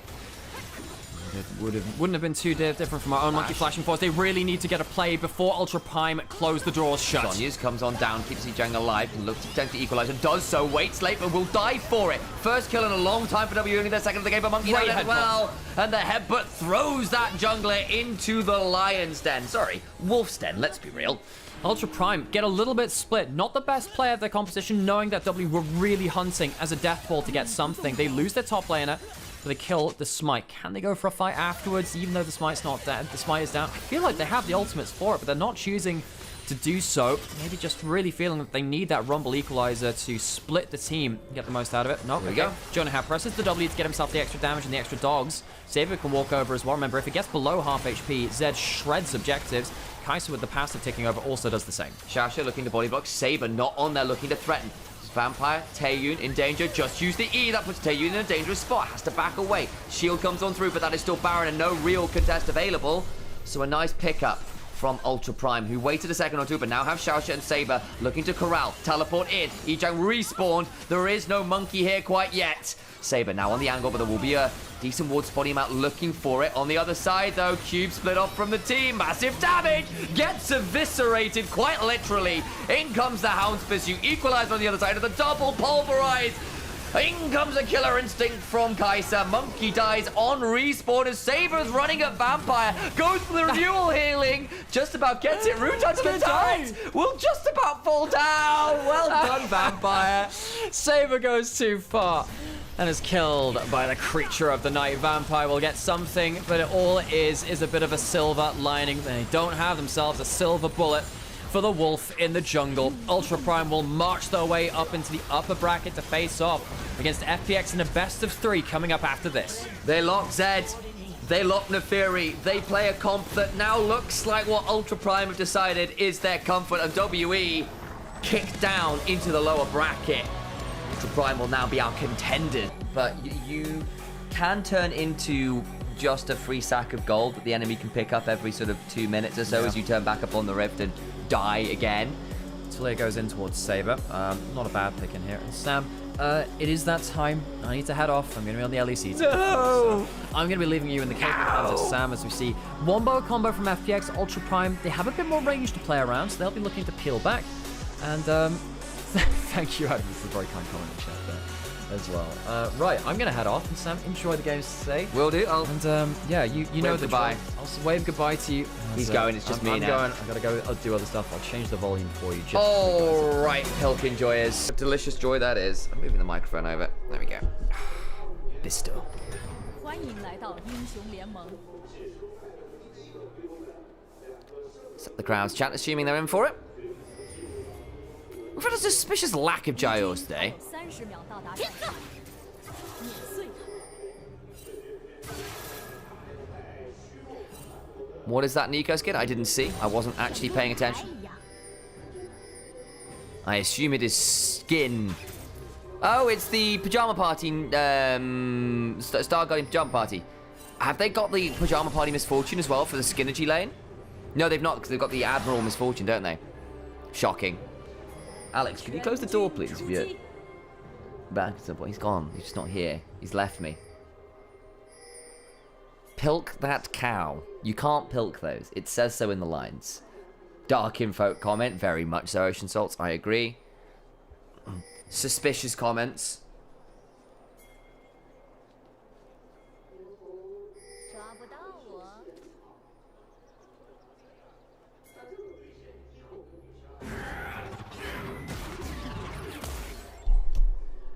Okay. I think he's a bull, not a cow. I mean, who knows? A cow is a kind of bull. A bull is a kind of cow. I remember like a. I wonder how often Allison needs his hooves trimmed. You got to be careful about corium health and about the fact that we don't get, you know, something like gotta make Who sure trims Alistair's hooves? maybe it's the hoof GP. There's a hoof GP? Yeah, there is. They do really good. I mean, it seems the hoof GP. Is that his secondary position? They talk about, you know, digital dermatitis and white line defects. It's all very riveting stuff. Riveting stuff. Riveting stuff. Ribbons involved again. Go enjoy your goddamn game. We're a bit silly here, folks. A bit silly indeed. John out, take you with the blue buff. Did he have his capital? I didn't see. No, he didn't. He's done. Blue side, blast cone's over. And we'll now be looking for the red buff. Ooh, Care gets shunted a long way back. Xiao, flash Hepper under the lane. Joey has to flash away. He's in danger. Turnaround is good. Should just be able to get it. Oh, nearly a wonderful play from Xiao's Alistair. But Joey with the heal with the flash is enough to get on out. And Assume just stands and delivers and brings the cow down.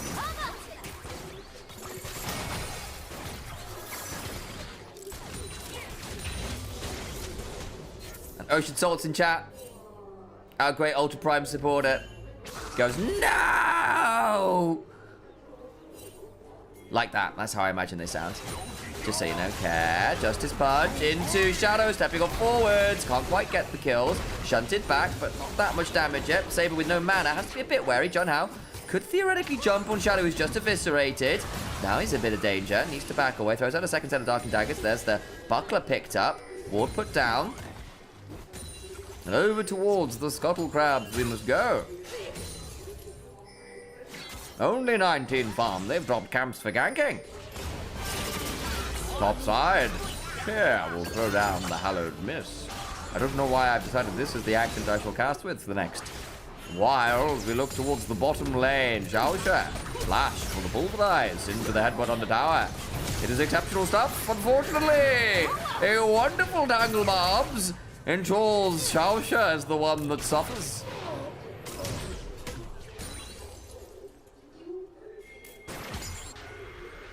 I really think you underestimate the Ultra Prime comp.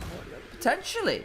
I know obviously Ocean Salt's not massively impressive, but Ultra Prime have got a good dive combo here between Alistair, Talia, Poppy, can all go forwards. Lots of ways to theoretically manage a Neferi, assuming you don't let her get way ahead of curve.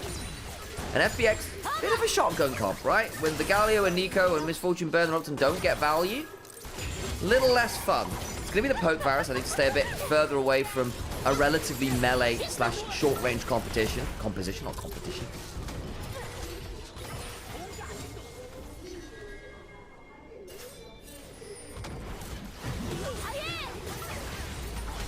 Is there a dive on the table? John Howe, Ejang, defending this bot side turret. The Varus and the Alistar switched away from the bot lane, which was a bit miserable.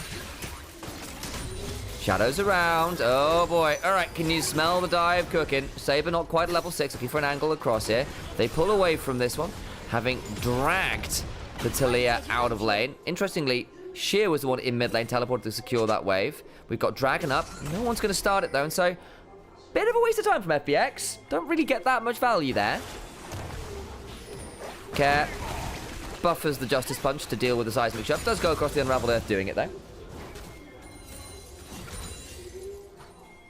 If Ultra Prime are coordinated, I think they can do fine, to which Ocean Soul says, famously a very coordinated org with a Keck W face.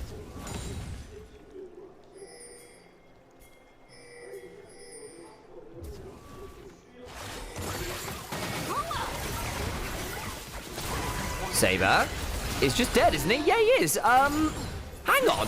How did... Was that just Dway as a minion? Was that what that was? I looked away at a message for a second, and clearly that was a mistake. Gigantified an emote. Did Rich Tomato a while ago as well. I just realised that was something that happened. Was that the giant Pikachu emote? Might have been. Wacko and Xiaoxia in this top side. Grub secured by Shadow, and that's pretty good value then when you got a Gwen on your team. Always feels good to have that split push up, and Assume has to be a bit wary of an Alistar combo.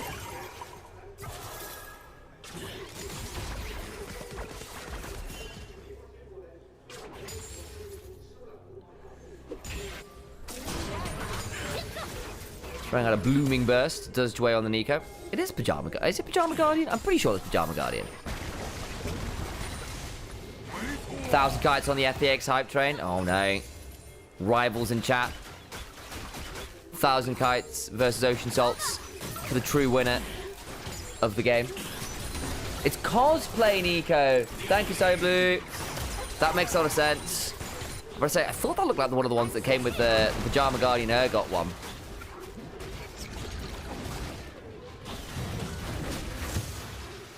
Red buff secured. Saber nabs that one. Sorry, Junhao nabs that one away. Sheer left in a bit of an ugly spot. Junhao! What did that custom minion do to you?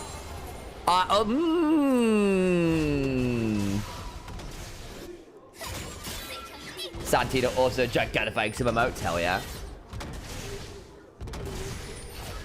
Sham NYC, let's go.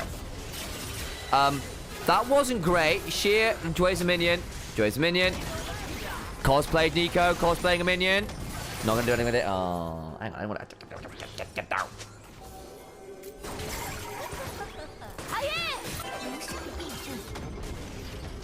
Alright, so Equalizer comes on down on an immune target. Heck Flash. Charge a minion. That's just not... Not great, guys. Okay, here we go. Looking on forward. Shadow immunes the Poppy ult into the bullet time coming on forward. Can't quite get it. Nice seismic shove interrupts it. But the flash from Care, forget the taunt. Shadow still running at John Howe, who will die.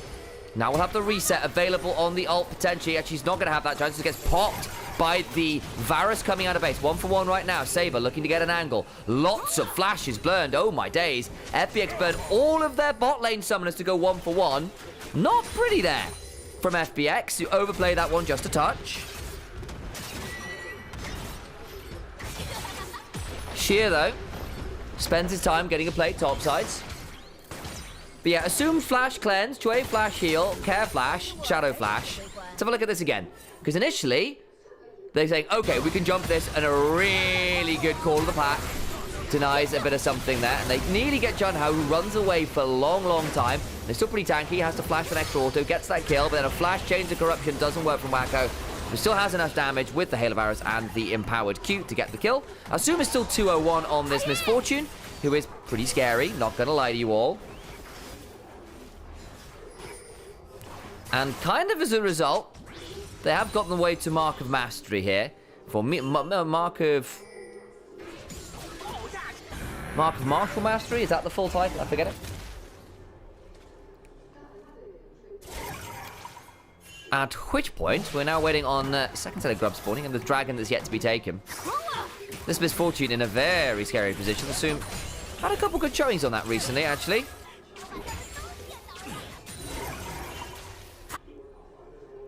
Share. Versus Ejang. Hasn't really been a matchup we followed that closely. Oh no, Ejang has managed to get a pretty good lead here in the lane.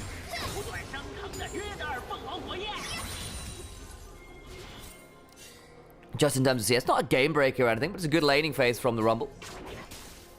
Eclipse now done for Shadow. Bloodthirster done for Assume as well, so good item breakpoints there for this grub fight. Should FPX want to contest this, and I think they do on these resets. Galio coming across. Will not quite have Hero's Entrance available. Teleport topside. The Shape Changer allows Nico to scout this out. Junhouse starting up the grubs. Overcomes Ejang. We are getting a fight brewing, folks. Look at Ejang. Off on the side. Got a good angle here. Shadow not really found a good angle in. Needs to be a bit aware. 2 sets of grubs taken. Knocks the Galio away, but he can join in 3 seconds again with his own ultimate. They just want the fight. I think at this point, Sheer goes on forward, puts an exhaust out onto Wacko! Bullet time after! Goodbye, Varus. They get the grubs, but at what cost? John Howard 1v2 on the backside, not having a great time. Care needs to back away. Justice Focus, not fantastic. But now they're going with the Hound's Pursuit. Shadow looking to get Valley with the Eclipse. Wall comes on cross. Xiaoxia in danger. Does not have the ult, but does have a flash. Seismic Shove doesn't work because Call of the Pack comes and interrupts it. Flash out now from the Alistair, who gets to safety. They get a kill on Junhow, kill on Wacko, but do get all 3 grubs to Ultra Prime. Fairly heavy cost there, no, nonetheless.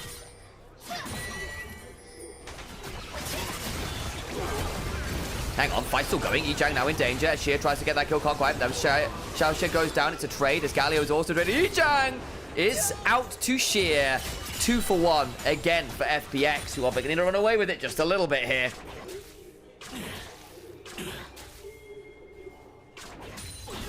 Let's have a look at this again. So the Galio ult, well, Galio's knocked away, but not Shadow. And Sheer just says, cool, I'm running at you. Galio can rejoin anyway. Efficient reposition.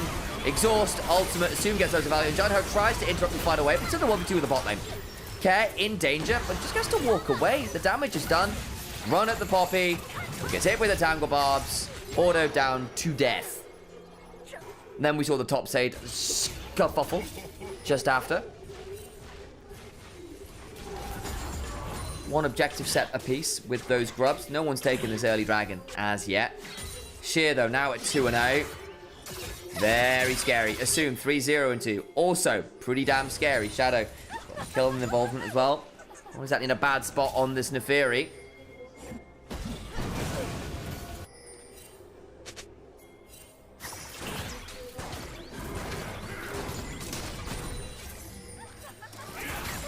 Alright.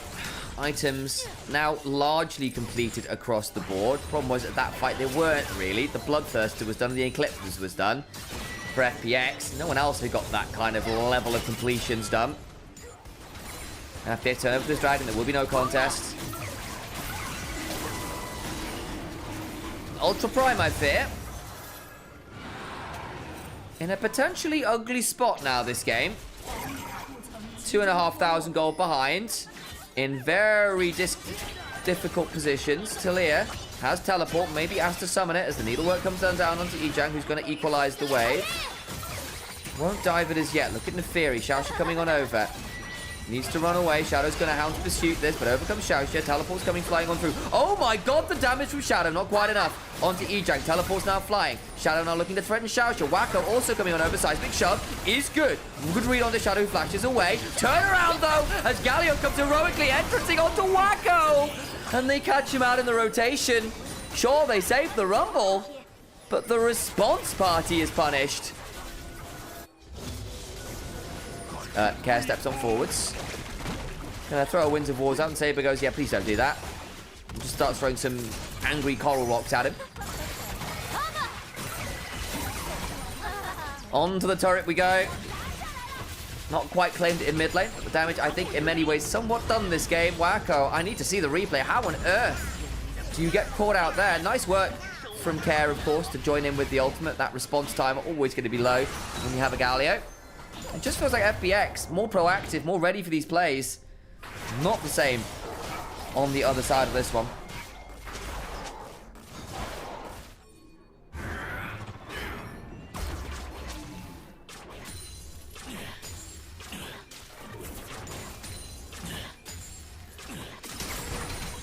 Mid-lane turret has breath away from falling. Looks like we'll be getting the Essence Reaver second from Assume. It's the I want to stay out on the map as long as I possibly can build. No health or mana problems when you can heal and restore both very easily with those dual items.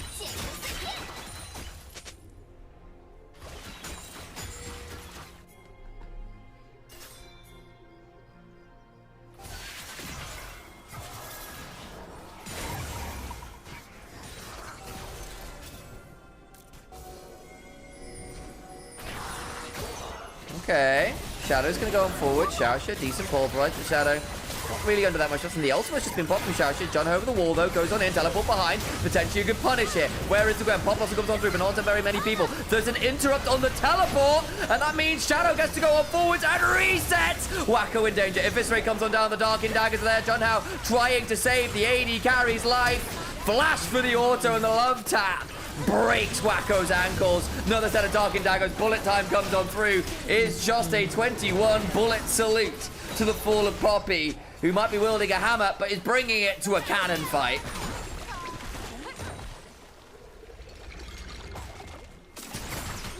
What happened to Ejang's teleport? Was it blast cones? I didn't see what happened. Galio, I think, died doing it by the looks of it. So Ejang, I think, may have picked up a kill there. Have a look at the replay. Yeah, so I think Ejang goes to the teleport and Kare goes, no, you don't. Taunt, wins a war. And Ejang just runs at him. So it does end up being at least that kill back in the 1v1 flashover from both solo laners.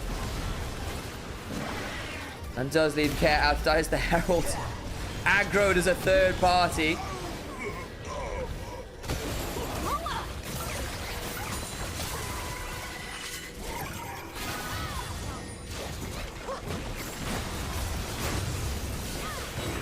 And Junho flashes away briefly. The problem is then Shaosha dies. Wacko on a vision gets hounds pursued. It is not safe over the wall in the way they thought they might be. He also will die as Assume goes cool. I'll flash for that auto. And then Junho dies as well. So it ends up being a 3-for-1. What's going on in the jungle? Shadow at 4-1 on 3 on this Neferi is so strong again. Assume's just going to walk at this turret with the Bloodthirster. Can't quite secure it. Doesn't need a wave, apparently, for this misfortune. Another kill while we were in the replay, by the way. Saber fell. Ooh dear. Herald was also claimed and dropped topside. Gets to go into a tier 2. This gold lead is now very expansive. 5,500 gold at 18 minutes. Nasty stuff. We have got the Ruinous Atakan as a very, very non-surprising thing.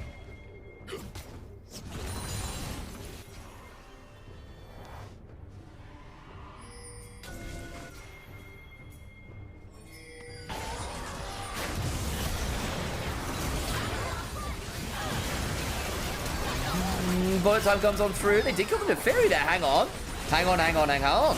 Galio ult now coming on through. Exhaust onto Ejang. Means this is a big turnaround. He's starting to slip some more people back. Pop Blossom catches onto a few. They will kill off the Alistair. Shunt back is actually pretty good. And they get the Nico too. Hang on. That's 2 deads. Smite is out. Nice moment from Ultra Prime. Necessary one.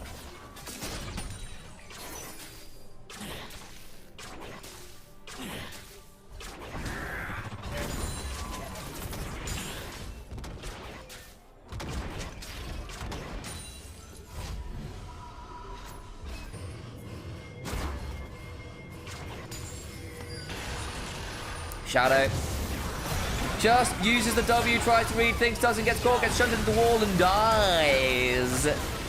Unfortunately, after that, it gets a bit ugly on the turnaround. They nearly get Ejang here as well, but he's going to have the flash. He actually, no, he just gets to walk away is the honest answer. Oh, nearly Trey.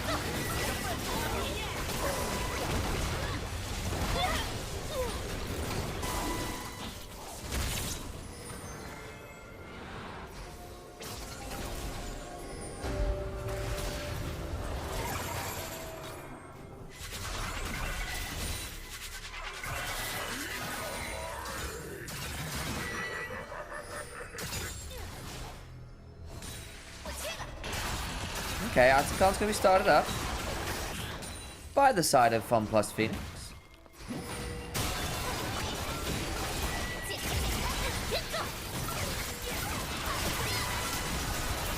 Over comes the potential fight.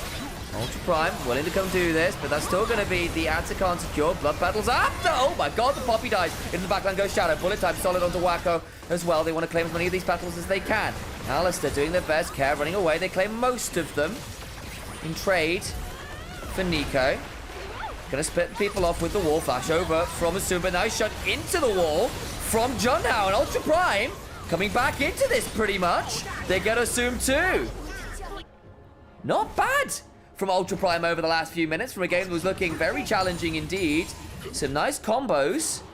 Punishing FPX. The Weaver's Wall provided a great backstab for Junhao to shunt someone into.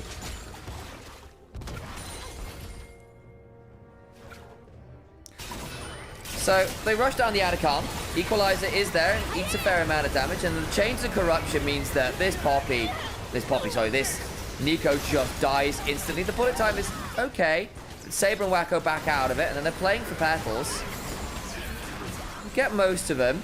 And then they have to run away. But this Weaver's Wall is excellent from Saber to keep chasing. As Care has gone the other direction, it would be a 3v5.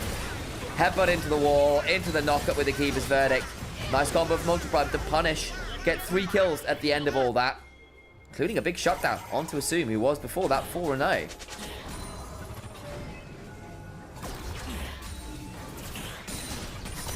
Bit of a fake comeback. Maybe Judge Peanut. I don't disagree. FPX still in a great spot this game. It's just a nice feel-good moment. Especially because it felt like Ultra Prime hadn't made any good plays this game. Outside of a decent pick on Shadow. That's a bit more like it. Still, that Atakan is a permanent buff.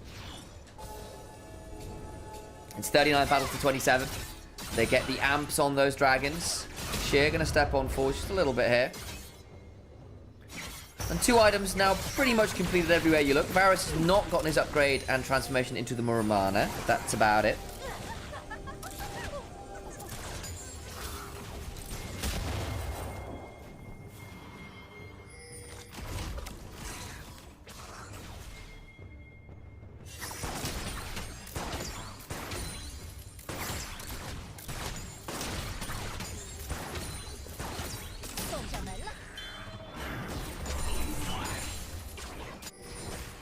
I think for Ultra Prime at this point, you really want to get a second item on Junhao. You want to get this transformation done for Wacko. You'd like that first item completion for poor old Xiaoxia.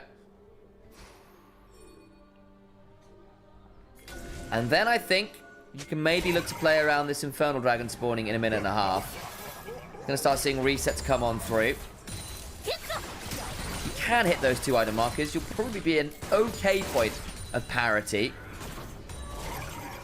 Varus gets that transformation now, so there you go. Muramana is through. Zeke's convergence done for Alistair. This is looking playable, I think, at this point. How far is Junhao off converting that Giant Spell and Aegis into something a little bit more useful? Probably a Locket here, I would imagine, looking at that build. Really good into the burst combo of FPX. Don't think MF is going to quite get IE here. Unlikely, at least. There's a reset coming on through now, though, so maybe I'm wrong. She is ahead quite a bit. If this is IE... Oh, boy. There it is. Infinity Edge for Misfortune.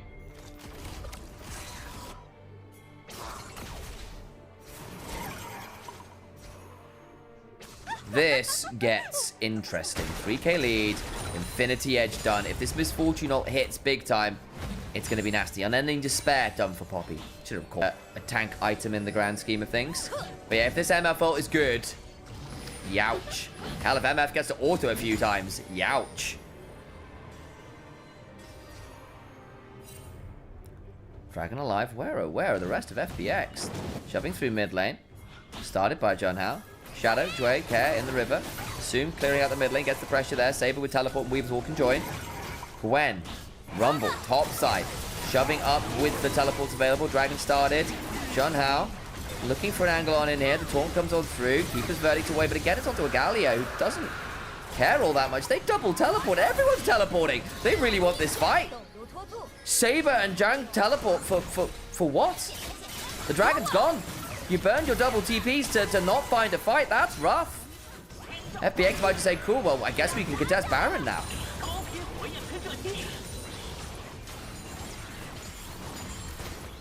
That's Infinity Pilk for MF. Tomato. Rich Tomato. Your full name. Your legally given Christian Twitch name. How dare you give Infinity Pilk an actual name like that? That is awful.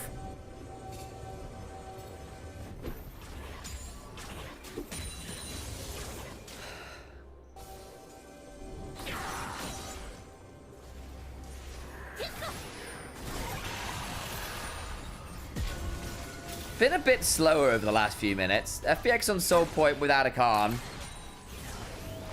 Yeah. Yeah, this is a rough space to be in.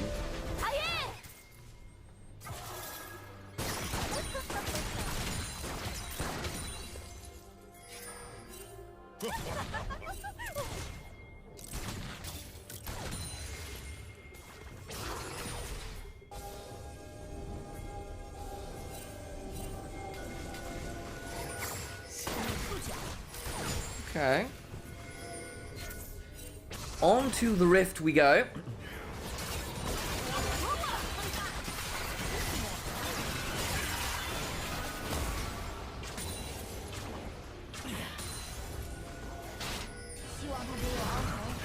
First, I don't think FPX comp does better at disengage. To an extent. I think Alistair, Poppy can do a really good job of that, but they need to hit the right targets. John has largely hit this Galio, right? Really had the most valuable ults this game. Aside from a decent combo that one time, one to assume he was probably already dead. That was just the single target knock up in space rather than the full disengage option.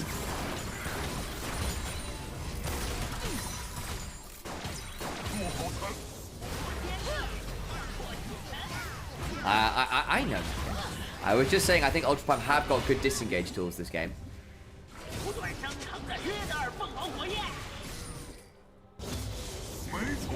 But they've still got tools to manage that, right? In the sense that you've got Galio can bring people back. W from Neferi can negate the Poppy ult. Gwen can W it too. So you need to wait quite carefully on cooldowns before you throw that ult if you want to get value out of it.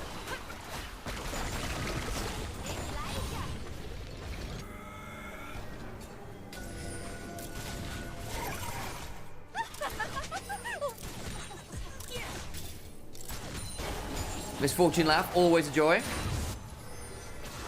Very maniacal.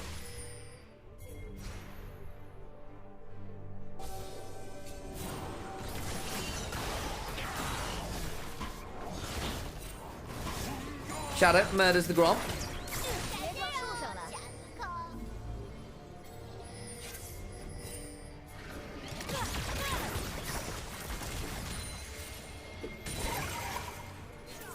Sheer. Hang on, TP's behind. Oh no, this could get really ugly. Xiao's just gonna try and disengage. Headbutt pulverize. The taunt not quite over the wall. He gets to run away, but the bullet time is nasty. And John has to flash away as well. Good W back into the equalizer comes on down. Shadow has to get away. Does flash as well. Teleport's burned. John Hao Jang down theirs, but flash off Shadow. Exhaust off Sheer. Nearly looked like a great angle. Couldn't quite find the taunt on Jang. Between phase rush, flash, and scrap shield is pretty fast in that mech. Dragon in 55 seconds. And that will be Soul. I think we're going to see some resets coming on through and seeing flash, teleport, equalizer down. Not great for Jang here. Down Xiao's ult, down Wako's ult, down Junhao's ult. The bullet time being down, theoretically kind of nice, but you've still got Needlework, you've still got Pop Loss, you've still got the hero's entrance. I don't know how long Neferi's ult cooldown's going to be at this point in the game. Like Chains of Corruption will likely be back up as well, so that's good news. For Ultra Prime at least. An equalizer again at level 16, not the longest cooldown. Shadow being jumped on. Okay, gets to back away with Neferi. Assume fighting for mid lane wave control. And wins it.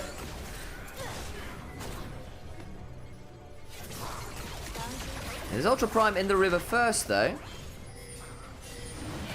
Control wards taken. Dragon started. Look into that bush, though. That little banana bush could be really problematic for FPX unless they can find a way to scout it out. Shadow on a flank angle can look to get over the wall here and contest that dragon. Neferi spotted out. Eviscerates away.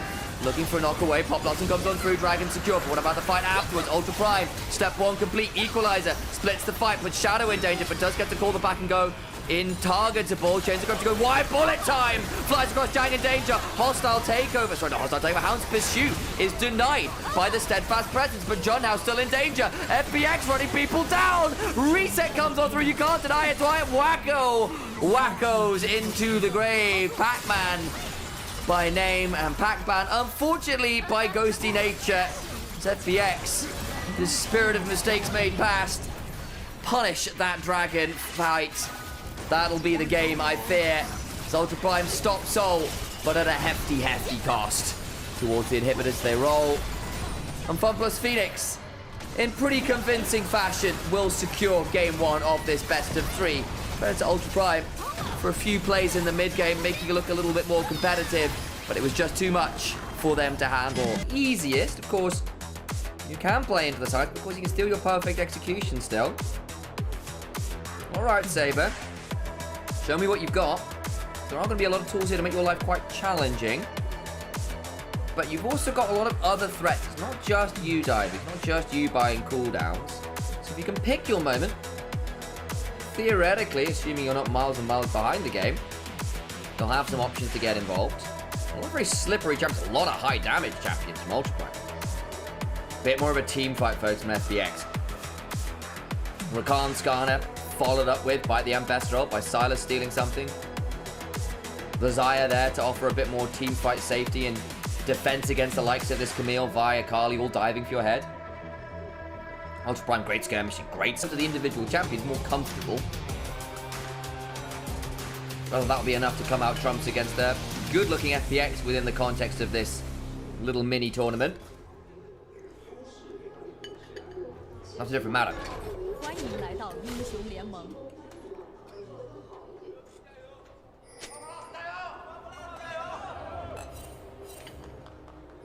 敌军还有30秒到达战场，碾碎。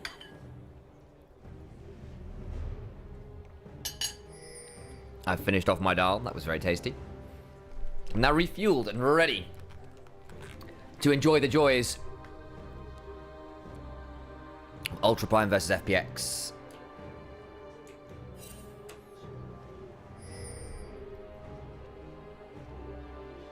A lot of synergy going on. Project Vi, Project Akali, Program Camille. Did we get Pulsefire Ezreal to go with it all? Ultra Prime Jayo, says Ocean Salts in chat. Thank you for doing that. We've been shy Jayo today. I don't know whether that's the crowd mics not being on. I don't know whether the crowds have just decided they don't want to do it today, which is very disappointing. FPX Jayo. There we go. We got even stuff. There you go. I've done my work. Better be good. Camille is terrible from behind. We did see a really rough Hoya Camille game the other day against Flandre's very unkillable Scion.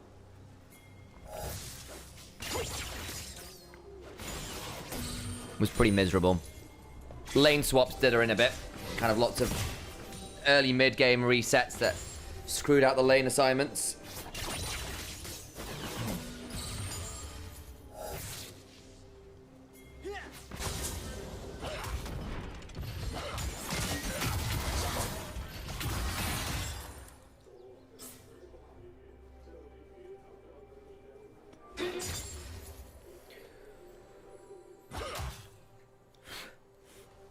I'd say she could step on me too, but probably not the wisest decision. Is this Camille you're talking about, Mecha?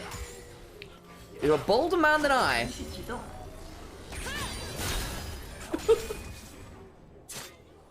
be fair, I probably trust E-Giant Camille more than I trust Hoya Camille. Multi-Hunter redeemed a fun fact. Yeah. Mecha has a type. That's a fun fact.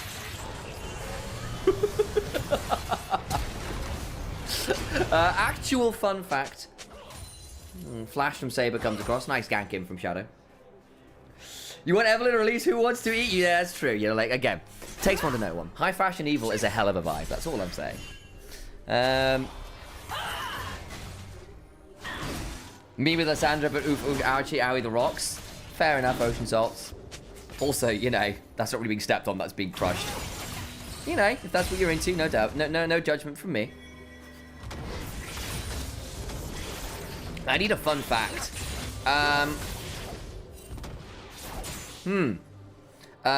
Fun fact. Rella's apparently now 30.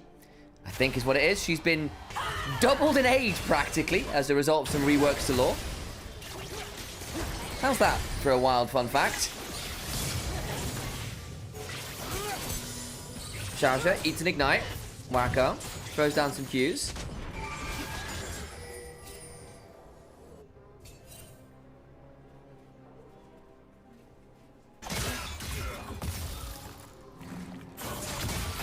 Okay. Saber in danger as Shadow is off on a decent angle here to potentially just drive through the Sigali. Especially with no flash. We need to pick a very safe route out. There's the E away. Can still get driven into a wall. Walks back into it. Can't escape. That's going to be a death. Nice combo from Care and Shadow. Shadow's been playing a lot through mid over the last few days. Drops a bit of wave to do it. Damage is done. Stacks on the Dark Seal. Return gank does wonders. And Junhao not really able to come and defend.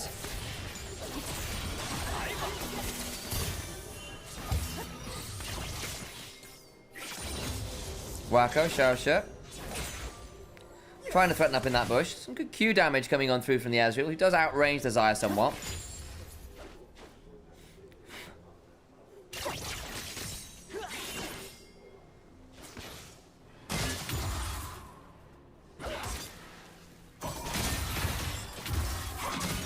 Okay. Saber. Lands the Shuriken flip, but Care off the races somewhat here. Does have the teleport to work with in the way that Saber doesn't right now. Suspect this next reset after that kill he's picked up should be pretty significant. Potentially looking to catch Junhao out on the roam here. Sees the dragon going down. Forced to reset on the dragon. That's going to be really annoying for Junhao. He's probably wasted a minute or so doing that. No, actually hasn't properly re-aggroed yet. Reset enough to be annoying. Which way around, but so is Xiaoxia. Not the end of the world. Care goes to pick up the wave. Jue's here. I don't know what end he's here. He's just going to be annoying. Tries to go for the steal with the Q. Doesn't quite read it with the smite. And Junhao holds his nerve.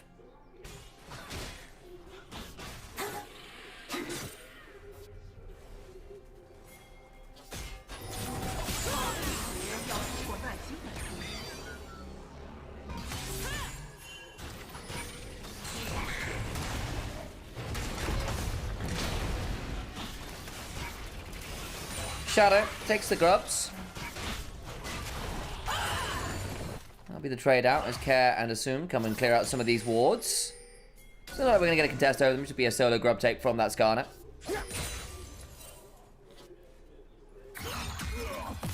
Oh man, we could ban this Skarner chap. We could also not, you know, makes it hard for us. Bet Saber. Nice. Slip away.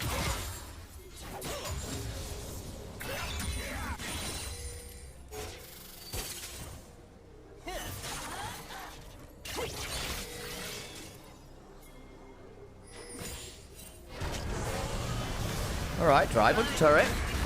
Gonna lock down Shadow with that Hextech ultimatum.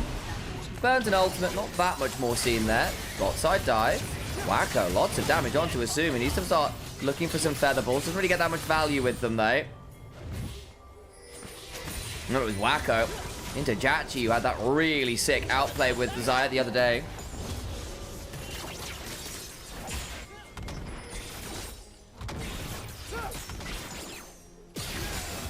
Shot barrage, doesn't tag, Assume.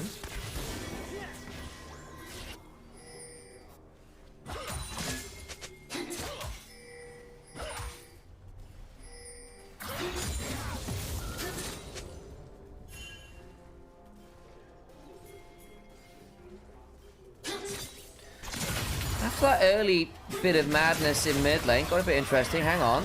We're going to see the cease and desist coming through. No, we're not. Stolen perfect execution. Xiaoxia was around. debate a fight there, but can't quite succeed. They'll help get the wave shoved. Leave it at that.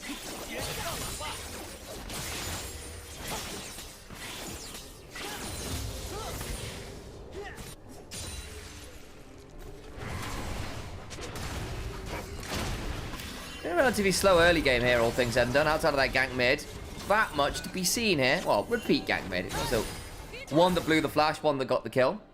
It's got on the Silas ahead of curve though, which is good, especially considering he sometimes has a bit of a weird early state to the game until he can get involved in those skirmishes, an item or two to rotate through some of those cooldowns.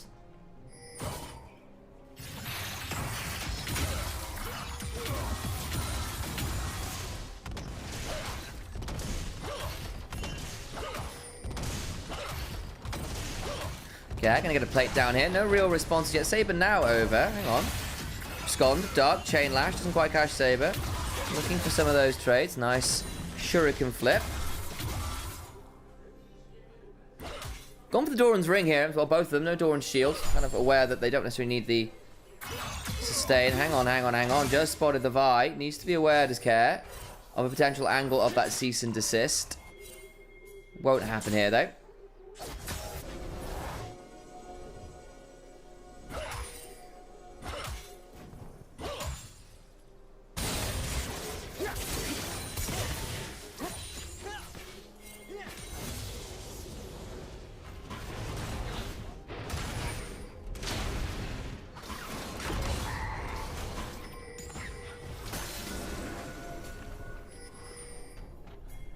Grom. Being stood around by Shasha. Junhao around as well. Went on X set of 40 seconds. Hang on, engaging Sway. Should be okay to run out. There's a cease and desist. Back and battle dance away. Does so. Flash on out. Quickness comes down. Should be just about safe. Ignite was burned. Over they go. Flash for the Hextech ultimatum, but suddenly the turnaround comes on through. Huge pull with the Impale. Begins to turn things around as Sheer begins to lacerate, and Drake can't step through a lot of people's shadow. So much AP to work with as Jang in danger. Battle Dance comes on through. Joy can't quite read out that hook shot. Ultra Prime full send to lose a member regardless.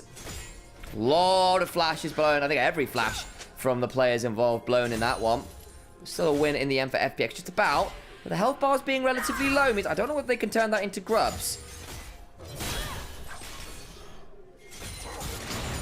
Shadow's going to start this up, try and get at least one. Vi saying, yeah, no.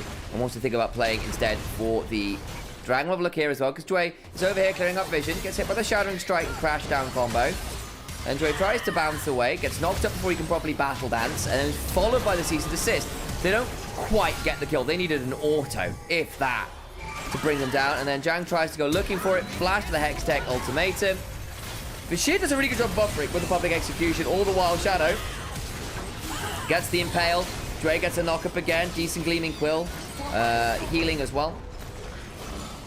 They do get to run down some stuff there. So it ends up being pretty good for FPX, who play out the extended chase well. A bit too far, to be honest, from Ultra Prime there, all things said and done. Rookie gets counterpicked, fire the coach. Gala 8 moves into Skarner art. Sometimes that. Jeju doesn't, Zonya's on Lyra, lag.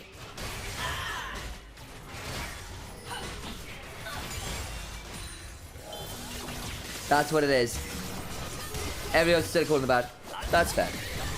Hang on, quickness. Comes on down. Grand entrance. Comes on forwards. Impale comes across. That means this Rel is so dead. Rel, it's Rakan that picks it up. But the damage is done. Can they turn that into a topside play? They're not going to have the usual first responder of the support here.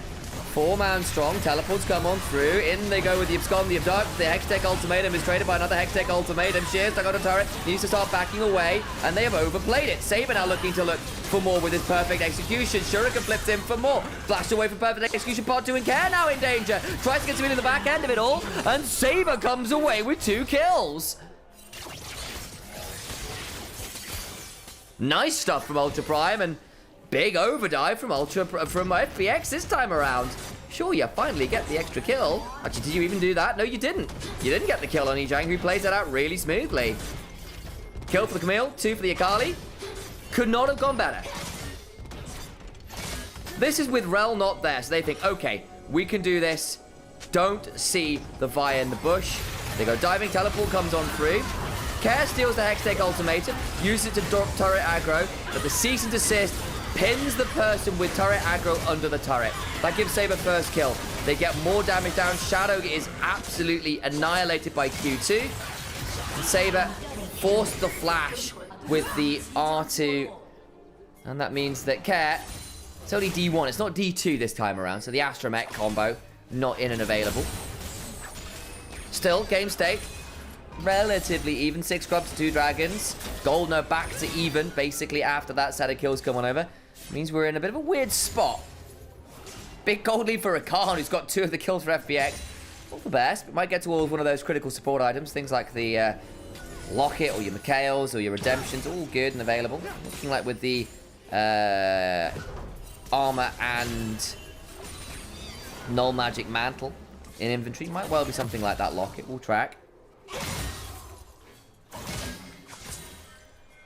Whereas on the other side, this Akali, who got ganked twice early, died for first blood, now has 5 stacks on the Dark Seal, now has the Rift Maker, a slower build, but one that can be really problematic, and Saber is a specialist on these melee champions.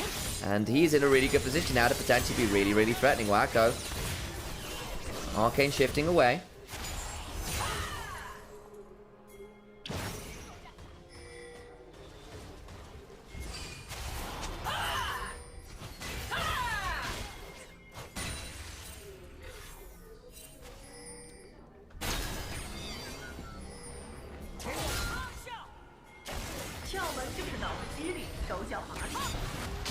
Alright, Jun Hao jumps over the wall, punches Shadow, Impale comes on down though. That'll be a decent chunk onto Saber, who doesn't quite get dragged into turret aggro range. Not that great there, all things said and done. Nice idea from Shadow, doesn't quite work out. And now actually Dre potentially in danger, but just a Vault Breaker combo.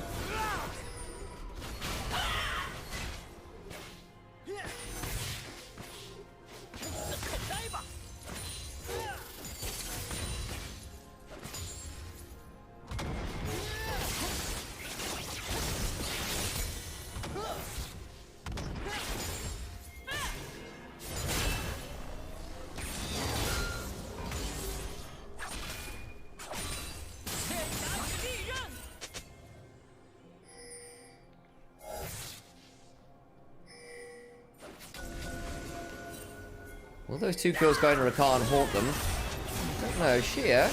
It's a pretty nasty chunk there from Jang. Can be a bit of a nasty matchup for Ambessa. She really needs to get value out of the Omni Vamp, because in the short trades, Jang goes in for a hookshot, gets the adaptive shielding, Q2 comes on through, and you win the trade. Despite, of course, things like Eclipse Shield and Repudiation, you can win the trade pretty easy there as the Camille. You need to get the extended trades, where you can get value out of the Drakehound Steps, you can get value out of that Omni Vamp and Armor Pen, to really punish the Camille. But if Camille is trading on cooldown for hookshot and adaptive shielding, the Q2, not as fun for the Ambassador again suddenly, especially if you're matching item to item. Does the winner play tomorrow or auto advances? So the winner here advances to Ascension. This is the upper bracket final basically. Loser drops into the lower bracket final to play the winner of the losers from tomorrow. So if FPX win this game, they would go forward. Ultiprime would drop down to the lower bracket finals, waiting the winner of LGD and who is our fourth team. I'm having a moment here.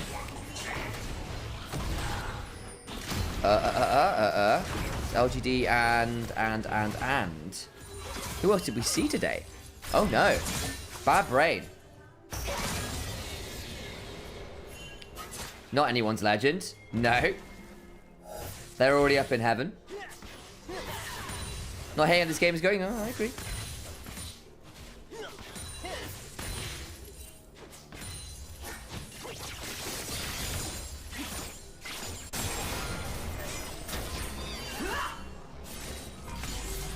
Ultiprime in a good spot, I think, this game. Soul point. Gold leads. And Comp that's actually come online now. They can play the 1-3-1 really well. They've got really nasty lockdown. And they give FPX overplay. the counter engage from the Vi, the Akali, the Camille. Lots of ability to jump on people who've gone too deep and punish them for it. WE, thank you very much. It was WE. There you go. So yes, WE versus LGD. Loser of that is immediately Nirvana. But the winner goes on to a final best of 3, which will decide the final team to go to Ascension and the final team to go towards Nirvana. So this is basically upper bracket finals, is all I'm saying here.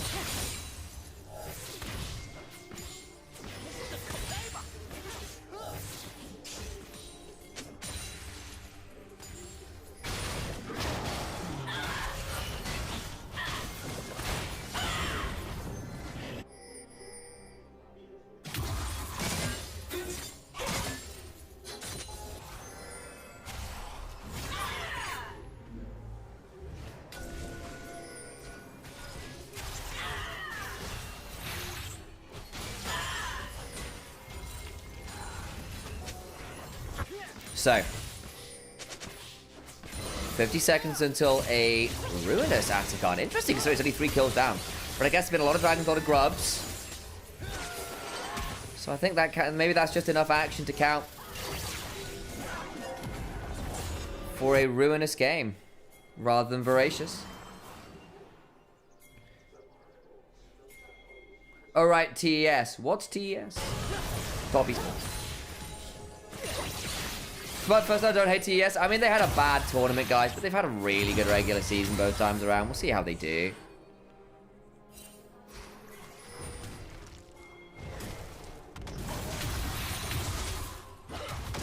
Okay, assume.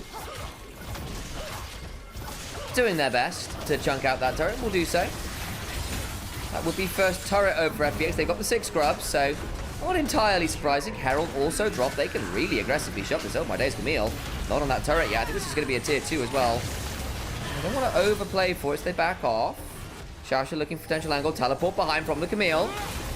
Fight begins. John Howe goes forward with the Vault Breaker. Doesn't find that much, but now the Season Desist combo comes on in! Massive damage. Care trying to heal on out. Flashes over the wall. Try to find an angle. Can't get towards the wave. And they blow up too.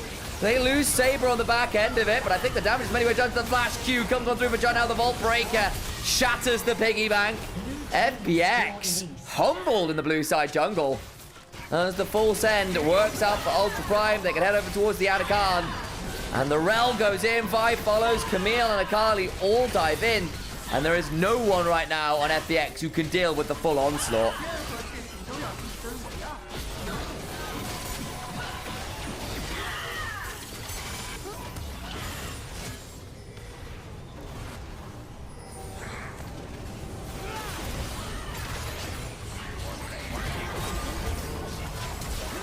Flash from Saber for perfect execution into the E. Can start to come back on forwards again. Care tries to get out here with a clever jump over the wall. Can't get to the wave. And then Wako just gets to Arcane Shift over. Keep on playing. Assume get Saber at the very least. But then a flash Q comes on through and Shadow dies as well. Rough stuff. Really good teleport from Jang to get into the back line. The Herald play swiftly snuffed out. I think FPX suddenly looking at this and going, oh god. Souls in 20 seconds. They've just picked up Atakan. You know what that would buff? All of that damage from Soul and the dragons you picked up as well.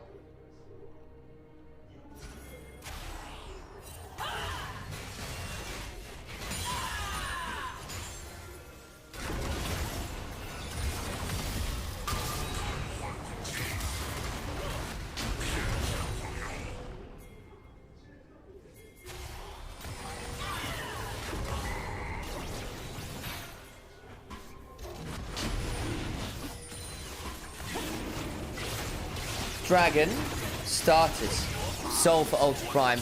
Jang on a flank. Vault Breaker over the wall. In they go! Assume tries to survive for a moment or two. They do kill off the Rel. Shadow trying to run around the backside. They've gone very deep. Wonderful feather pull for the damage. So much from Wako. Saber looking for more. Lands another shurikens. The 5-point strike does what they need to. Care and Sheer just about light, but to what end? Farside alteration spot Sheer disappearing away. The dragon's still up. They're still hunting for this Ambessa. The turret shot comes on through. Repudiation there. Will get out alive. It ends up being a 3 for 3. The problem is the health bars are non-existent for FPX, and they don't have the teleports. This will surely be Dragon. Care pushes out the way, but the damage is done. It was a great fight from Assume, though. Featherfall there. Fantastic. But it's still going to be Soul. Huh. True Shot Barrage trying to catch out Care. Doesn't quite. Slightly off angle.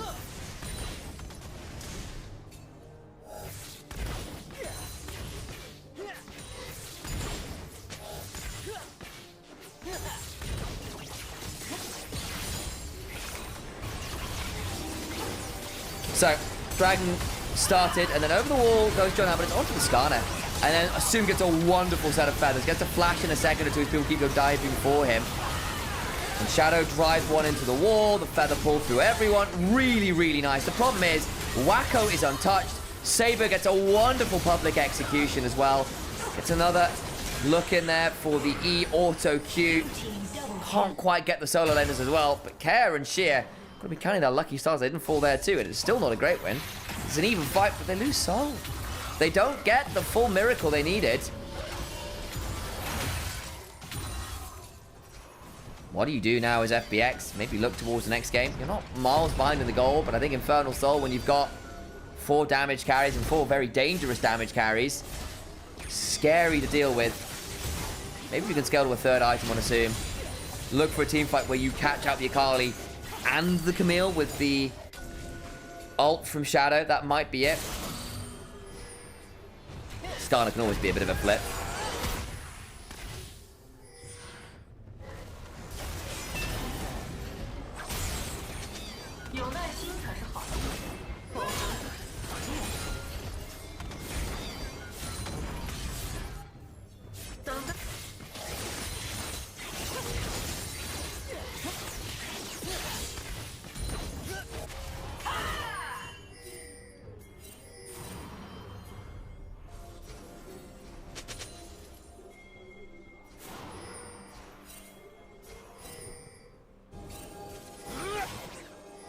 Baron is up.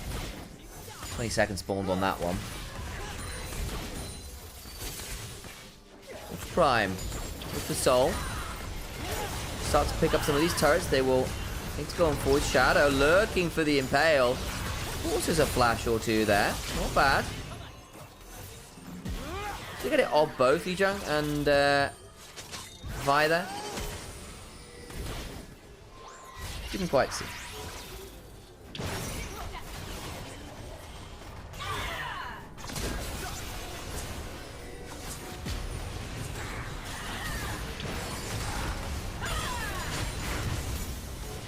Wacko takes the turret. Nicely done.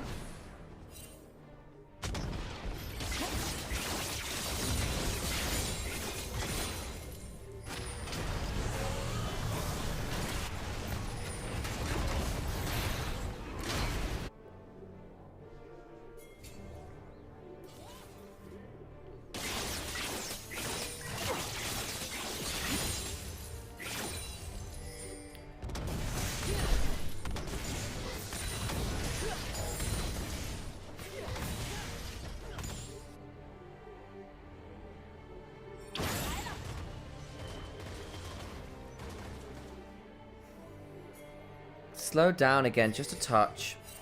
I know strictly an Elder Dragon that will spawn at some point in the future now.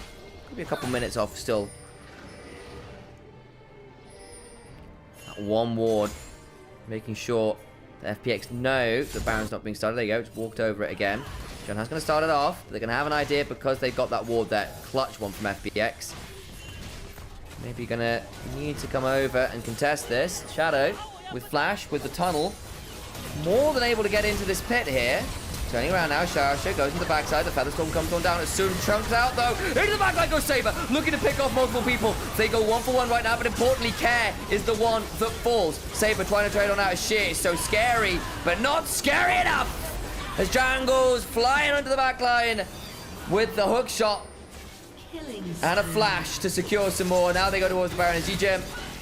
A wonderful Camille flank. As Saber starts things off as well, following up on the Rel. The Akali Camille finding great angles in this game. Let's have a look again, because Sharisha goes forwards and starts things off. It's a good ultimate initially from Jue, but that true shot barrage chunks out Assume. apologies. And then Saber, flash for R1 on that perfect execution. Over the wall goes Junhao, chunking out, assuming getting that one too. And Sheer tries, but he's already lost his mid. He's already lost his bot lane. What do? The flash hook shot claims his life as well. And now you're down Baron. Elder's in under a minute. Struggle streak for FPX.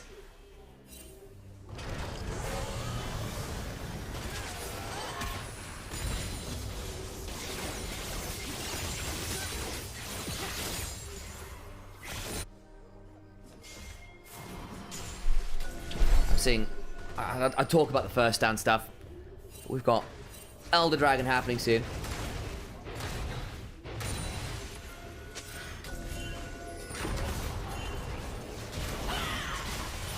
So, picking up a turret topside. This split pushing Camille with teleport, 3 items. Egen, very strong.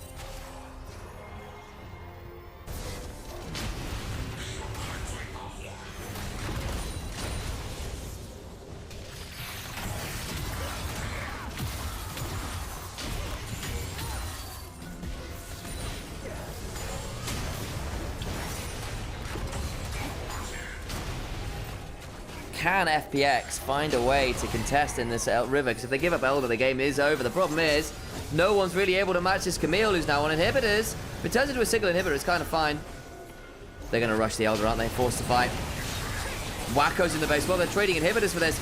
They might be even willing to give up the Elder in order to end the game. Oh no! Can they just interrupt the backs now? That might be all they need to do. Sheer gets it all in. The feathers come pulling on through. They do kill off the Xayah. Still trading as well. Dragon is stolen. That might be enough for all the while. They just need to stop people getting back to base. Shadow gets some, but they lose multiple members. True Shot Barrage is a celebratory one in a 3v4. The game still won. A way to draw the Eye of Sauron away from bot lane. So you can look to put pressure down. Or if you do draw all that pressure, it gives that opportunity for the Ken and for the Yone to have a bit more freedom. Jhin would be a very standard option here as well. Can play a long way back from some of these really scary divers. Quite safe with the speed ups, with the traps, with the W. The range at which you play fights is long enough to keep you safe theoretically. More of the aggressive dive and pick. Still going to be a great lane into the Draven Nautilus, but what is? Very few things, at least early on, unless you're going for those kind of double range matchups where you can poke and bully that melee option. The real spice here, of course, is that Zed. Zed feed rate.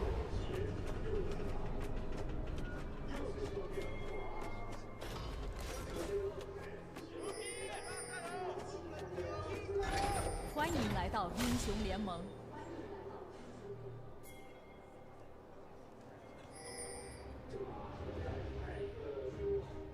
敌军还有30秒到达战场，碾碎他们。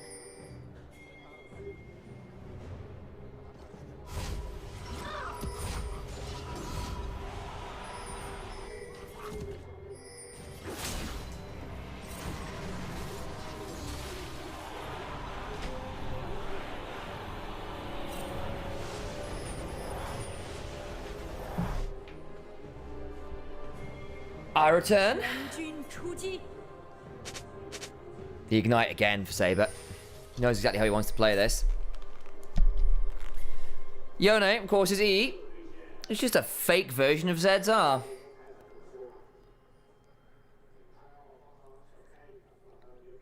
So,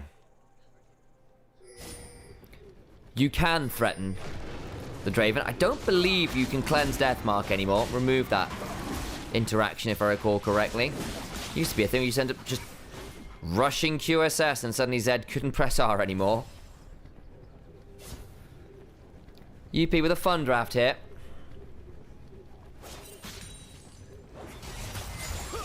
Not bad team fighting, especially get a good lilting lullaby. Ooh, nice hook early on.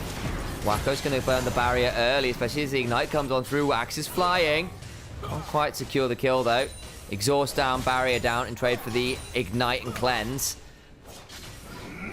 Nice hook again. Level 2 going to be hit pretty shortly here, you'd imagine. That's why they're pushing really hard. This level up will do them wonders for keeping a lot of HP, threatening under this turret. Where are the junglers? Not here, pathing away. Flash under the turret. Just going to be an easy kill. Assume gets it. Dway will die. But that's a support getting a kill versus Assume, who cashes in nice and early. 2 CS. That's it for Wacko. He's going to get it back here for a refill potion, and that's it. He's on a ward. He's on a ward. Careful, careful, careful. This could go wrong yet. Hang on. Assume's now in danger. Not going to go any further. Don't have the ignite or anything, so Assume going to blood rush away. Wave's in a bit of a weird spot here for the Draven, who does need to get this reset off. Should have a longsword on back, I would imagine. Could look for boots here as well. Longsword it is. No pot, though. No, it does get it. Gets a pot and the control ward as well. So, much better first back now. Have a look at the replay. I think it's just Dway landing a really good hook here. Slides it past the Leona onto the Jhin. Very good. Cleanses the exhaust. Ignite comes on down. And at this point, Wacko is in a really dicey situation, especially as the level 2 is going to come on through. Top side, Renekton in danger of being solo killed. Gets a heal with the Call the Meek. They're waiting for this wave to get crashed in. TP's away from the lane. Oh, Yijin not having a fun time now in this lane. Sheer getting a really good advantage in that one. Junhao now bot side, remember. To burn a fair amount to get that play onto the Jhin. Picks up most of this wave now. Can theoretically look to back now and get a better back themselves, match that longsword. At least make that bot lane not as atrocious as it was. Gone for the boots instead, and the armor. Looks like it'll be a steel caps option for this Draven. Don't blame him. He's got to deal with the Yone. The Draven. Even things like the Sejuani get a few autos weaved in when they're trying to use the Winter's Wrath.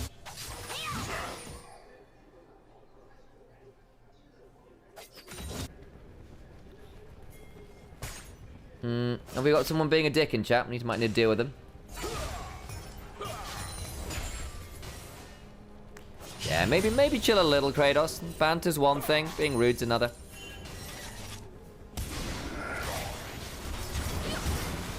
Just as a heads up. Okay.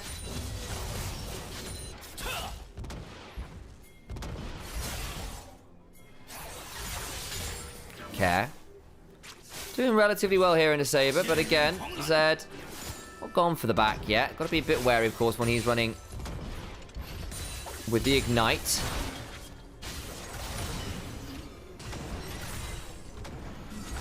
Dway landing all the hooks away. He got an MVP on the Nautilus first thing today. Was really, really clean. Looking to replicate that performance. Top side. Good stun onto Yijin, who's just not enjoying that cannon matchup at all. It does feel like a lot of these lanes are getting shoved in pretty aggressively right now for FPX, and that should be good news for them. Come the skirmishes.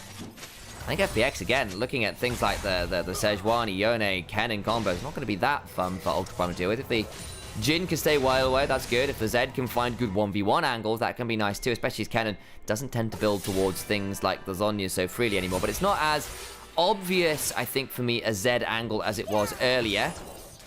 Things like the Talia was a good matchup for the Zed. Zed versus Yone, a lot more of a skill matchup. And the Yone, the team fight value tends to be that little bit cleaner. Goes Mortal Stealing through.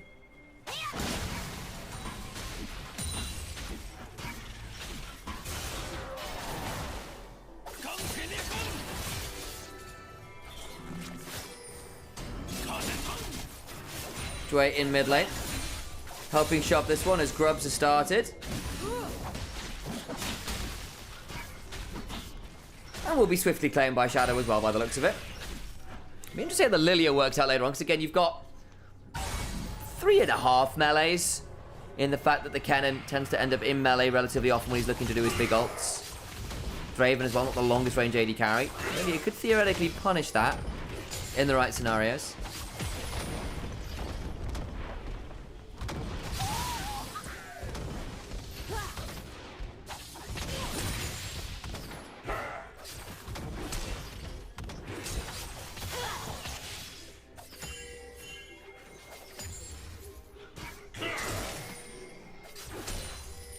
Yeah. Egen.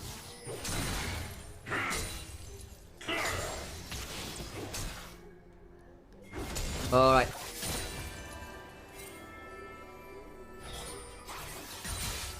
Good to see you as well. Over in chats. I see Camilo. See you, Juns. Everett as well. Nice to see you guys back. Over in Onivia's chat.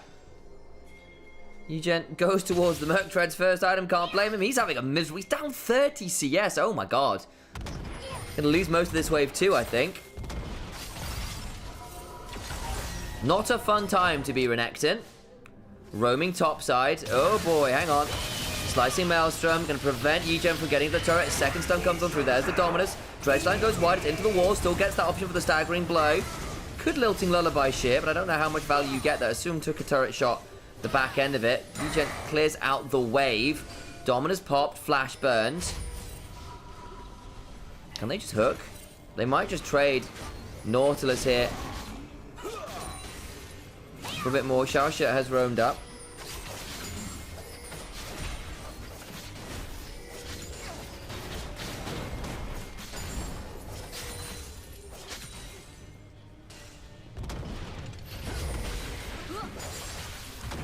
Shadow, level 6. This could be a really ugly TP. Oh boy, hang on. Glacial Prison lands, it's onto the Leona. Exhaust comes on down onto Sheer. Not the best target. Permafrost in, big heal is good. Shadow has to back away. Dwayne also had to knock it out, but they get the kill on the Renekton nonetheless. So Xiaoxia in danger.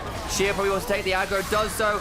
Heated up turret is balanced beautifully by Ultra Prime. No teleport or roam from Saber because he's got that ignite. No way on over, and they get 2 kills under the lane. Another kill for the Draven, 1 for the Kennen. That's big news, and suddenly that gold lead beginning to extend a little bit for the Draven. Dropped a bit of farm to do it, of course, because the Jin's just been quietly farming out bot side, but that's a good start. Indeed, for this Draven. Let's have a look again. Dive comes on through. Glacial Prison onto the Leona, who does not get to do anything here for a significant amount of time. Puts the exhaust onto Sheer, but Draven still getting the free fire. Flash away from Xiaoxia to keep him alive as Sheer just gets to throw a shuriken, get that one. And he's the one who takes turret aggro after. He's the one with all the HP bars. Lightning rushes away. 1,500 gold lead for this Kennen into the Renekton. Renekton's just not going to have a playable matchup at the minute. Draven's ahead despite being behind in the farm slightly. Hasn't really had stands to stack much of the glory up. The adoration.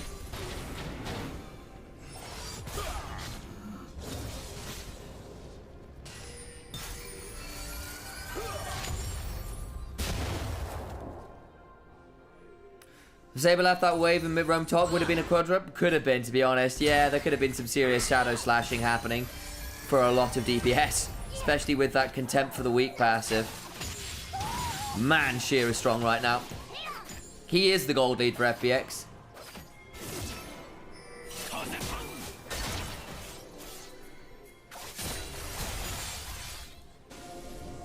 Yeah, quick heads up for the Twitch chat as well. Twitch chat specifically as well. Don't mind asking questions about the game. Don't mind learning about the game. But like, straight up betting talk, we tend to avoid if possible. Just as a heads up. Again, people aren't necessarily to know, let you know. And again, no issues with asking questions about the game. Don't mind helping people learn about it. If they don't know that much about it, super fine. If they use that for other stuff, super cool. Not a problem. However, we just want to make sure that the chat is placed, particularly for Twitch at least, and YouTube, for our YouTube. A place where we can actually enjoy the game, be fans of the game, and keep it more gameplay focused if we can. It's just a better vibe we found. We've had issues in the past with people not dealing well with some of the other stuff. Just a heads up.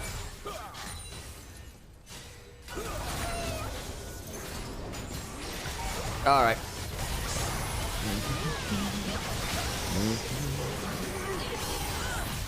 Big fight happening, and they actually killed the Jin there. That's huge.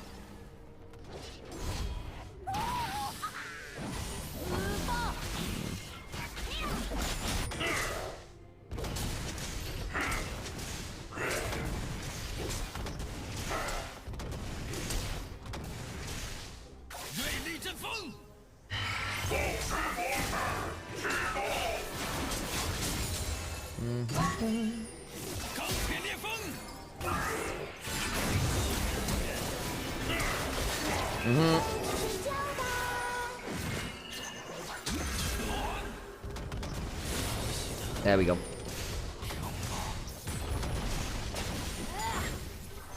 Man, this cannon, very strong. Was pretty ugly from Care. Was a little. I turned away for a second.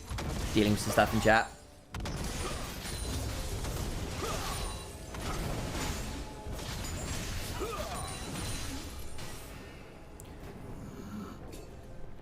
Did get the kill, as we said, but it wasn't very evenly done. Still, up a decent amount here. The issue is basically this cannon's going to be such a menace. Yeah, the Zed can theoretically pop them. Got the Eclipse now as well. Can hop in and out of the Slicing Maelstrom pretty well.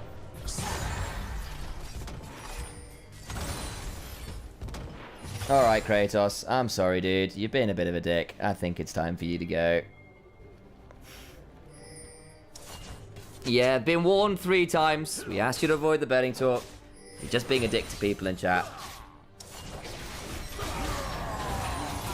We don't need you around.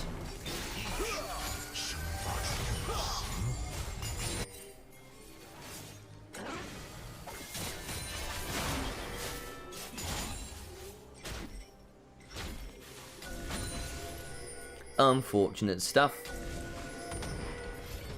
What happened last game? Well, we saw a Saber pop off. This time around, though, it's looking much more like FPX. Nice kill under the turret. This poor Renekton is looking more and more like a gecko. Cannot cut his own tail, though. Save his life. Turret will fall. He had 6 scrubs, too. Oh, boy, FPX.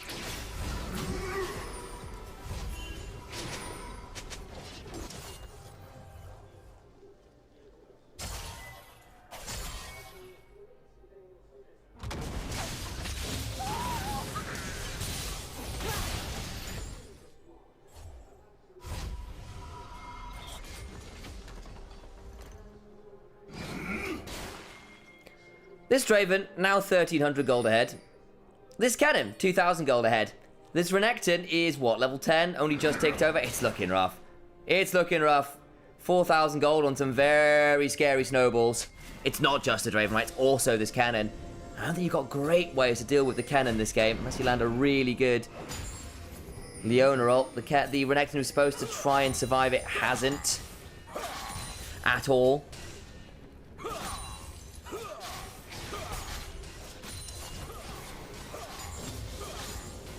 Grumpy, maybe we don't taunt too much either. Just chill out a little bit. The issue's been dealt with. I see you. I understand. Chill, please. Turret goes down. Another Zed. Yeah, it was Saber playing the Zed again. He's just not had much. I mean, it's not been about Saber. He's not gone to... I don't think we've seen him ult, really.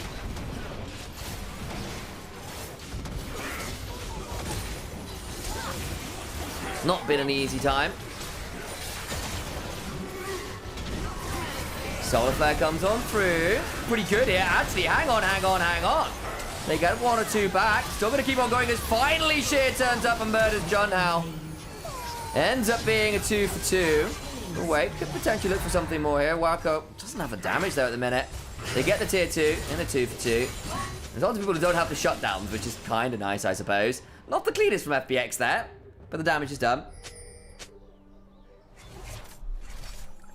FPX have indeed been playing well around the Draven. Also the cannon, moving the Draven to play around that cannon as well. That topside dive tier 1, I think really broke the game. This is pretty aggro. They go looking for this. Lands a hook onto the Lilia. Staggering blow, depth charge.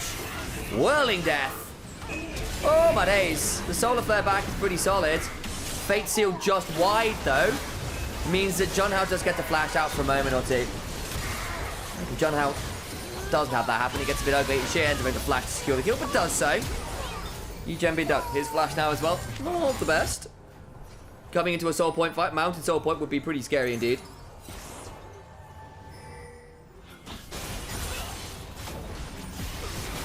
There we go. Pull away from that turret. Mid tier 1 under siege. 5,000-ish gold bind, 4.5. If we round down a little. Mountain Dragon. Could be started right now for FPX. Not decided to yet, and assume having a good game. And Sheer, again, this player who we chatted about as kind of this secondary seat to Flandre. People were asking why is he not playing over Flandre, but then kind of disappeared a bit. People were wondering whether he'd even be allowed to play again because of some of the age stuff that was rumored to be a thing. Still don't know exactly where all that is, but this year on FPX in general, bit of a budget roster. Some places you go, oh, that's kind of fun, but you don't exactly know where they're going to land. Shadow having a pretty good day on the whole. Sheer having a great day on this cannon. Assume Giga fed on the Nautilus too. Saber looking for an angle. Shadow slash into the Shuriken. Gets a bit of a jungle care, but to what avail? What does the Zed do? Charger flashes over. Whirling Death will not secure the kill, but the cannon will. As Ingo's care on that Fate Seal. They've got a Lilting Lullaby. There's still a Slicing Maelstrom working. The curtains are called, but I don't think anyone from FPX wants to take a bow.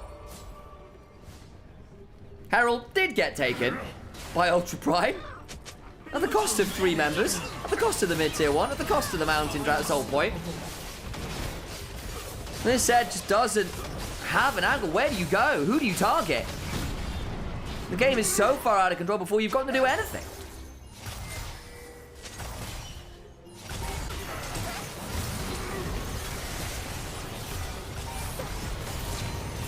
Xiaoxia goes forward, gets permafrosted, tries to flash on out here out of the Whirling Death, and then Fate Sealed into a cannon rocket belt, does what they need to do. And Saber's caught in a really awkward position. Jin goes in, they try to Lilting Lullaby. The Death Mark comes on through, and immediately knocked up by Care. Nicely done, he's still caught in the Slicing Maelstrom. It's a 5-0-2 cannon, oh my god. Draven's not exactly weak here, gets to go collect a second? Yeesh. It's a pretty squishy comp, all things said and done, especially because this Renekton's not gotten to build towards anything resembling resists. Still trying to build towards Stride Breaker, for God's sake. There is no one right now who deals with a Collector. Saber will at least get this Herald charge top, try and claim a bounty. There's a bit of that to work with.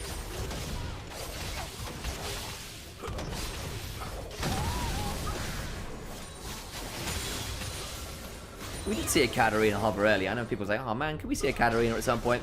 Maybe. Not today, unfortunately. If anyone was going to do it, it would be someone like Saber.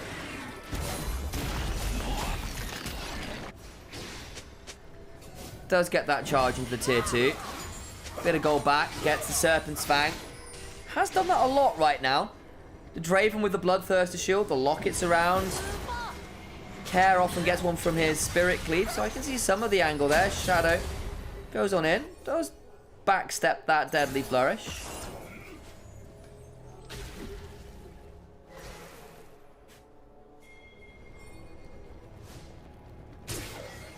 But this Zed is going to have to do some miracle work in a 1v1.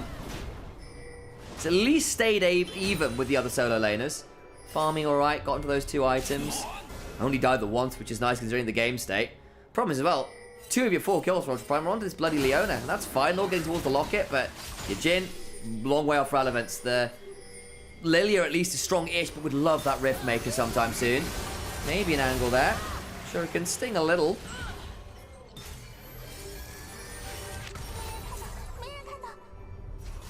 Atacam being started. We saw a Yone solo Atacam the other day.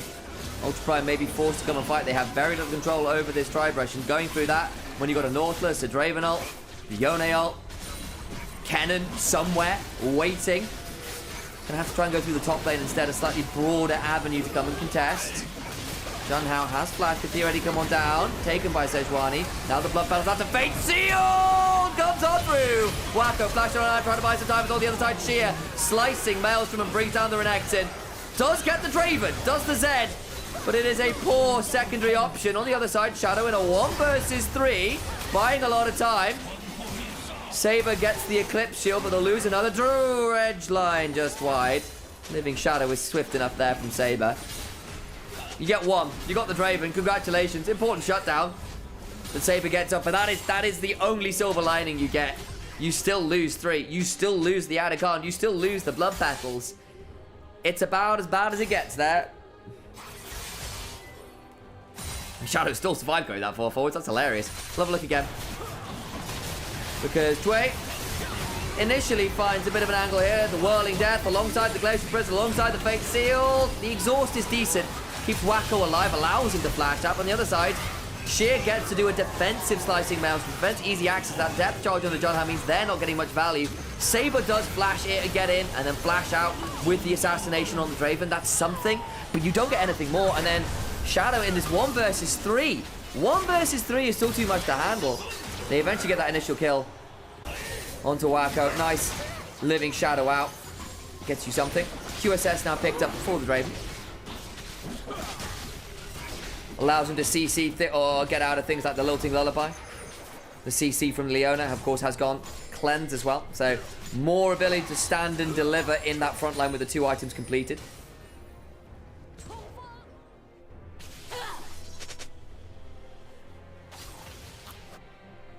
I think Saber on that HP gets 1 tap by Cannon, I'm not going to lie. He's got a Shadow Flame. A single Q kills the Zed there.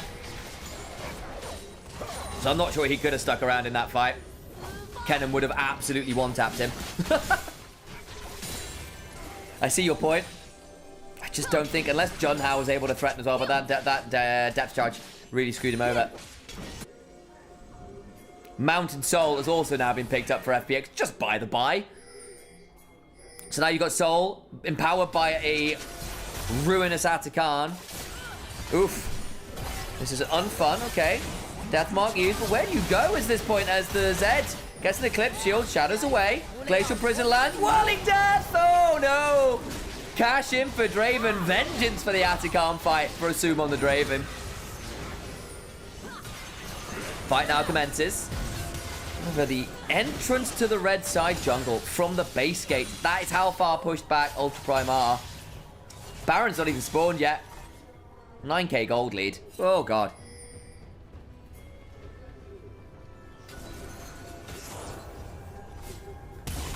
Wait, well, Hex Flash forwards, Deadly Flourish doesn't root because why would it at this point? Doesn't have any damage put forwards. Rocket Bolt away from the swells to prevent being hit by that Dream Dust. Inhibitor top, taken by the minions. We go forward, might look for a Lilting Lullaby here. Not really any avail as Xiaoxi just flashes away and dies. They'll throw down a curtain call, but what does this Jin do? Tickling right now. Dway loses a third of their HP. Mountain Soul is anathema to Jin, who's having to build Lord Dominic second here to try and deal with all of the shields and armor. Over the wall they go. Shadow. Fate sealed as well. Ejin in danger. Sheer now looking to come on in.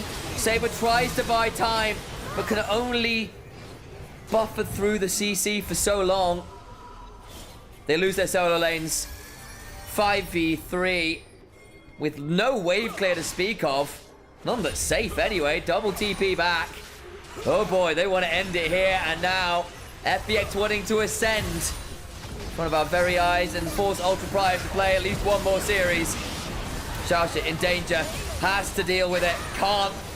Junhao, watch out. Eeping away. It's a good Lilting Lullaby. Buying some time. 15 seconds on Saber. 9 on Yijin. Shadow flashing away. Swell Seed down. They can't quite end the game.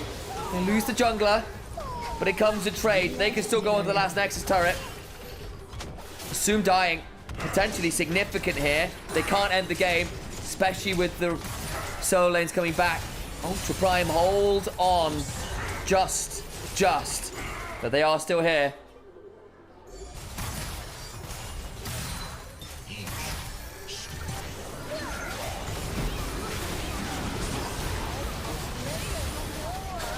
So what happens to Assume? He gets Lilting Lullaby. Under the turret cleanses. Does he take the turret to it? Oh my god, Assume! I wondered how he died. I was busy watching Shadow. That was a bit of a silly death, Assume. I'm not going to lie to you.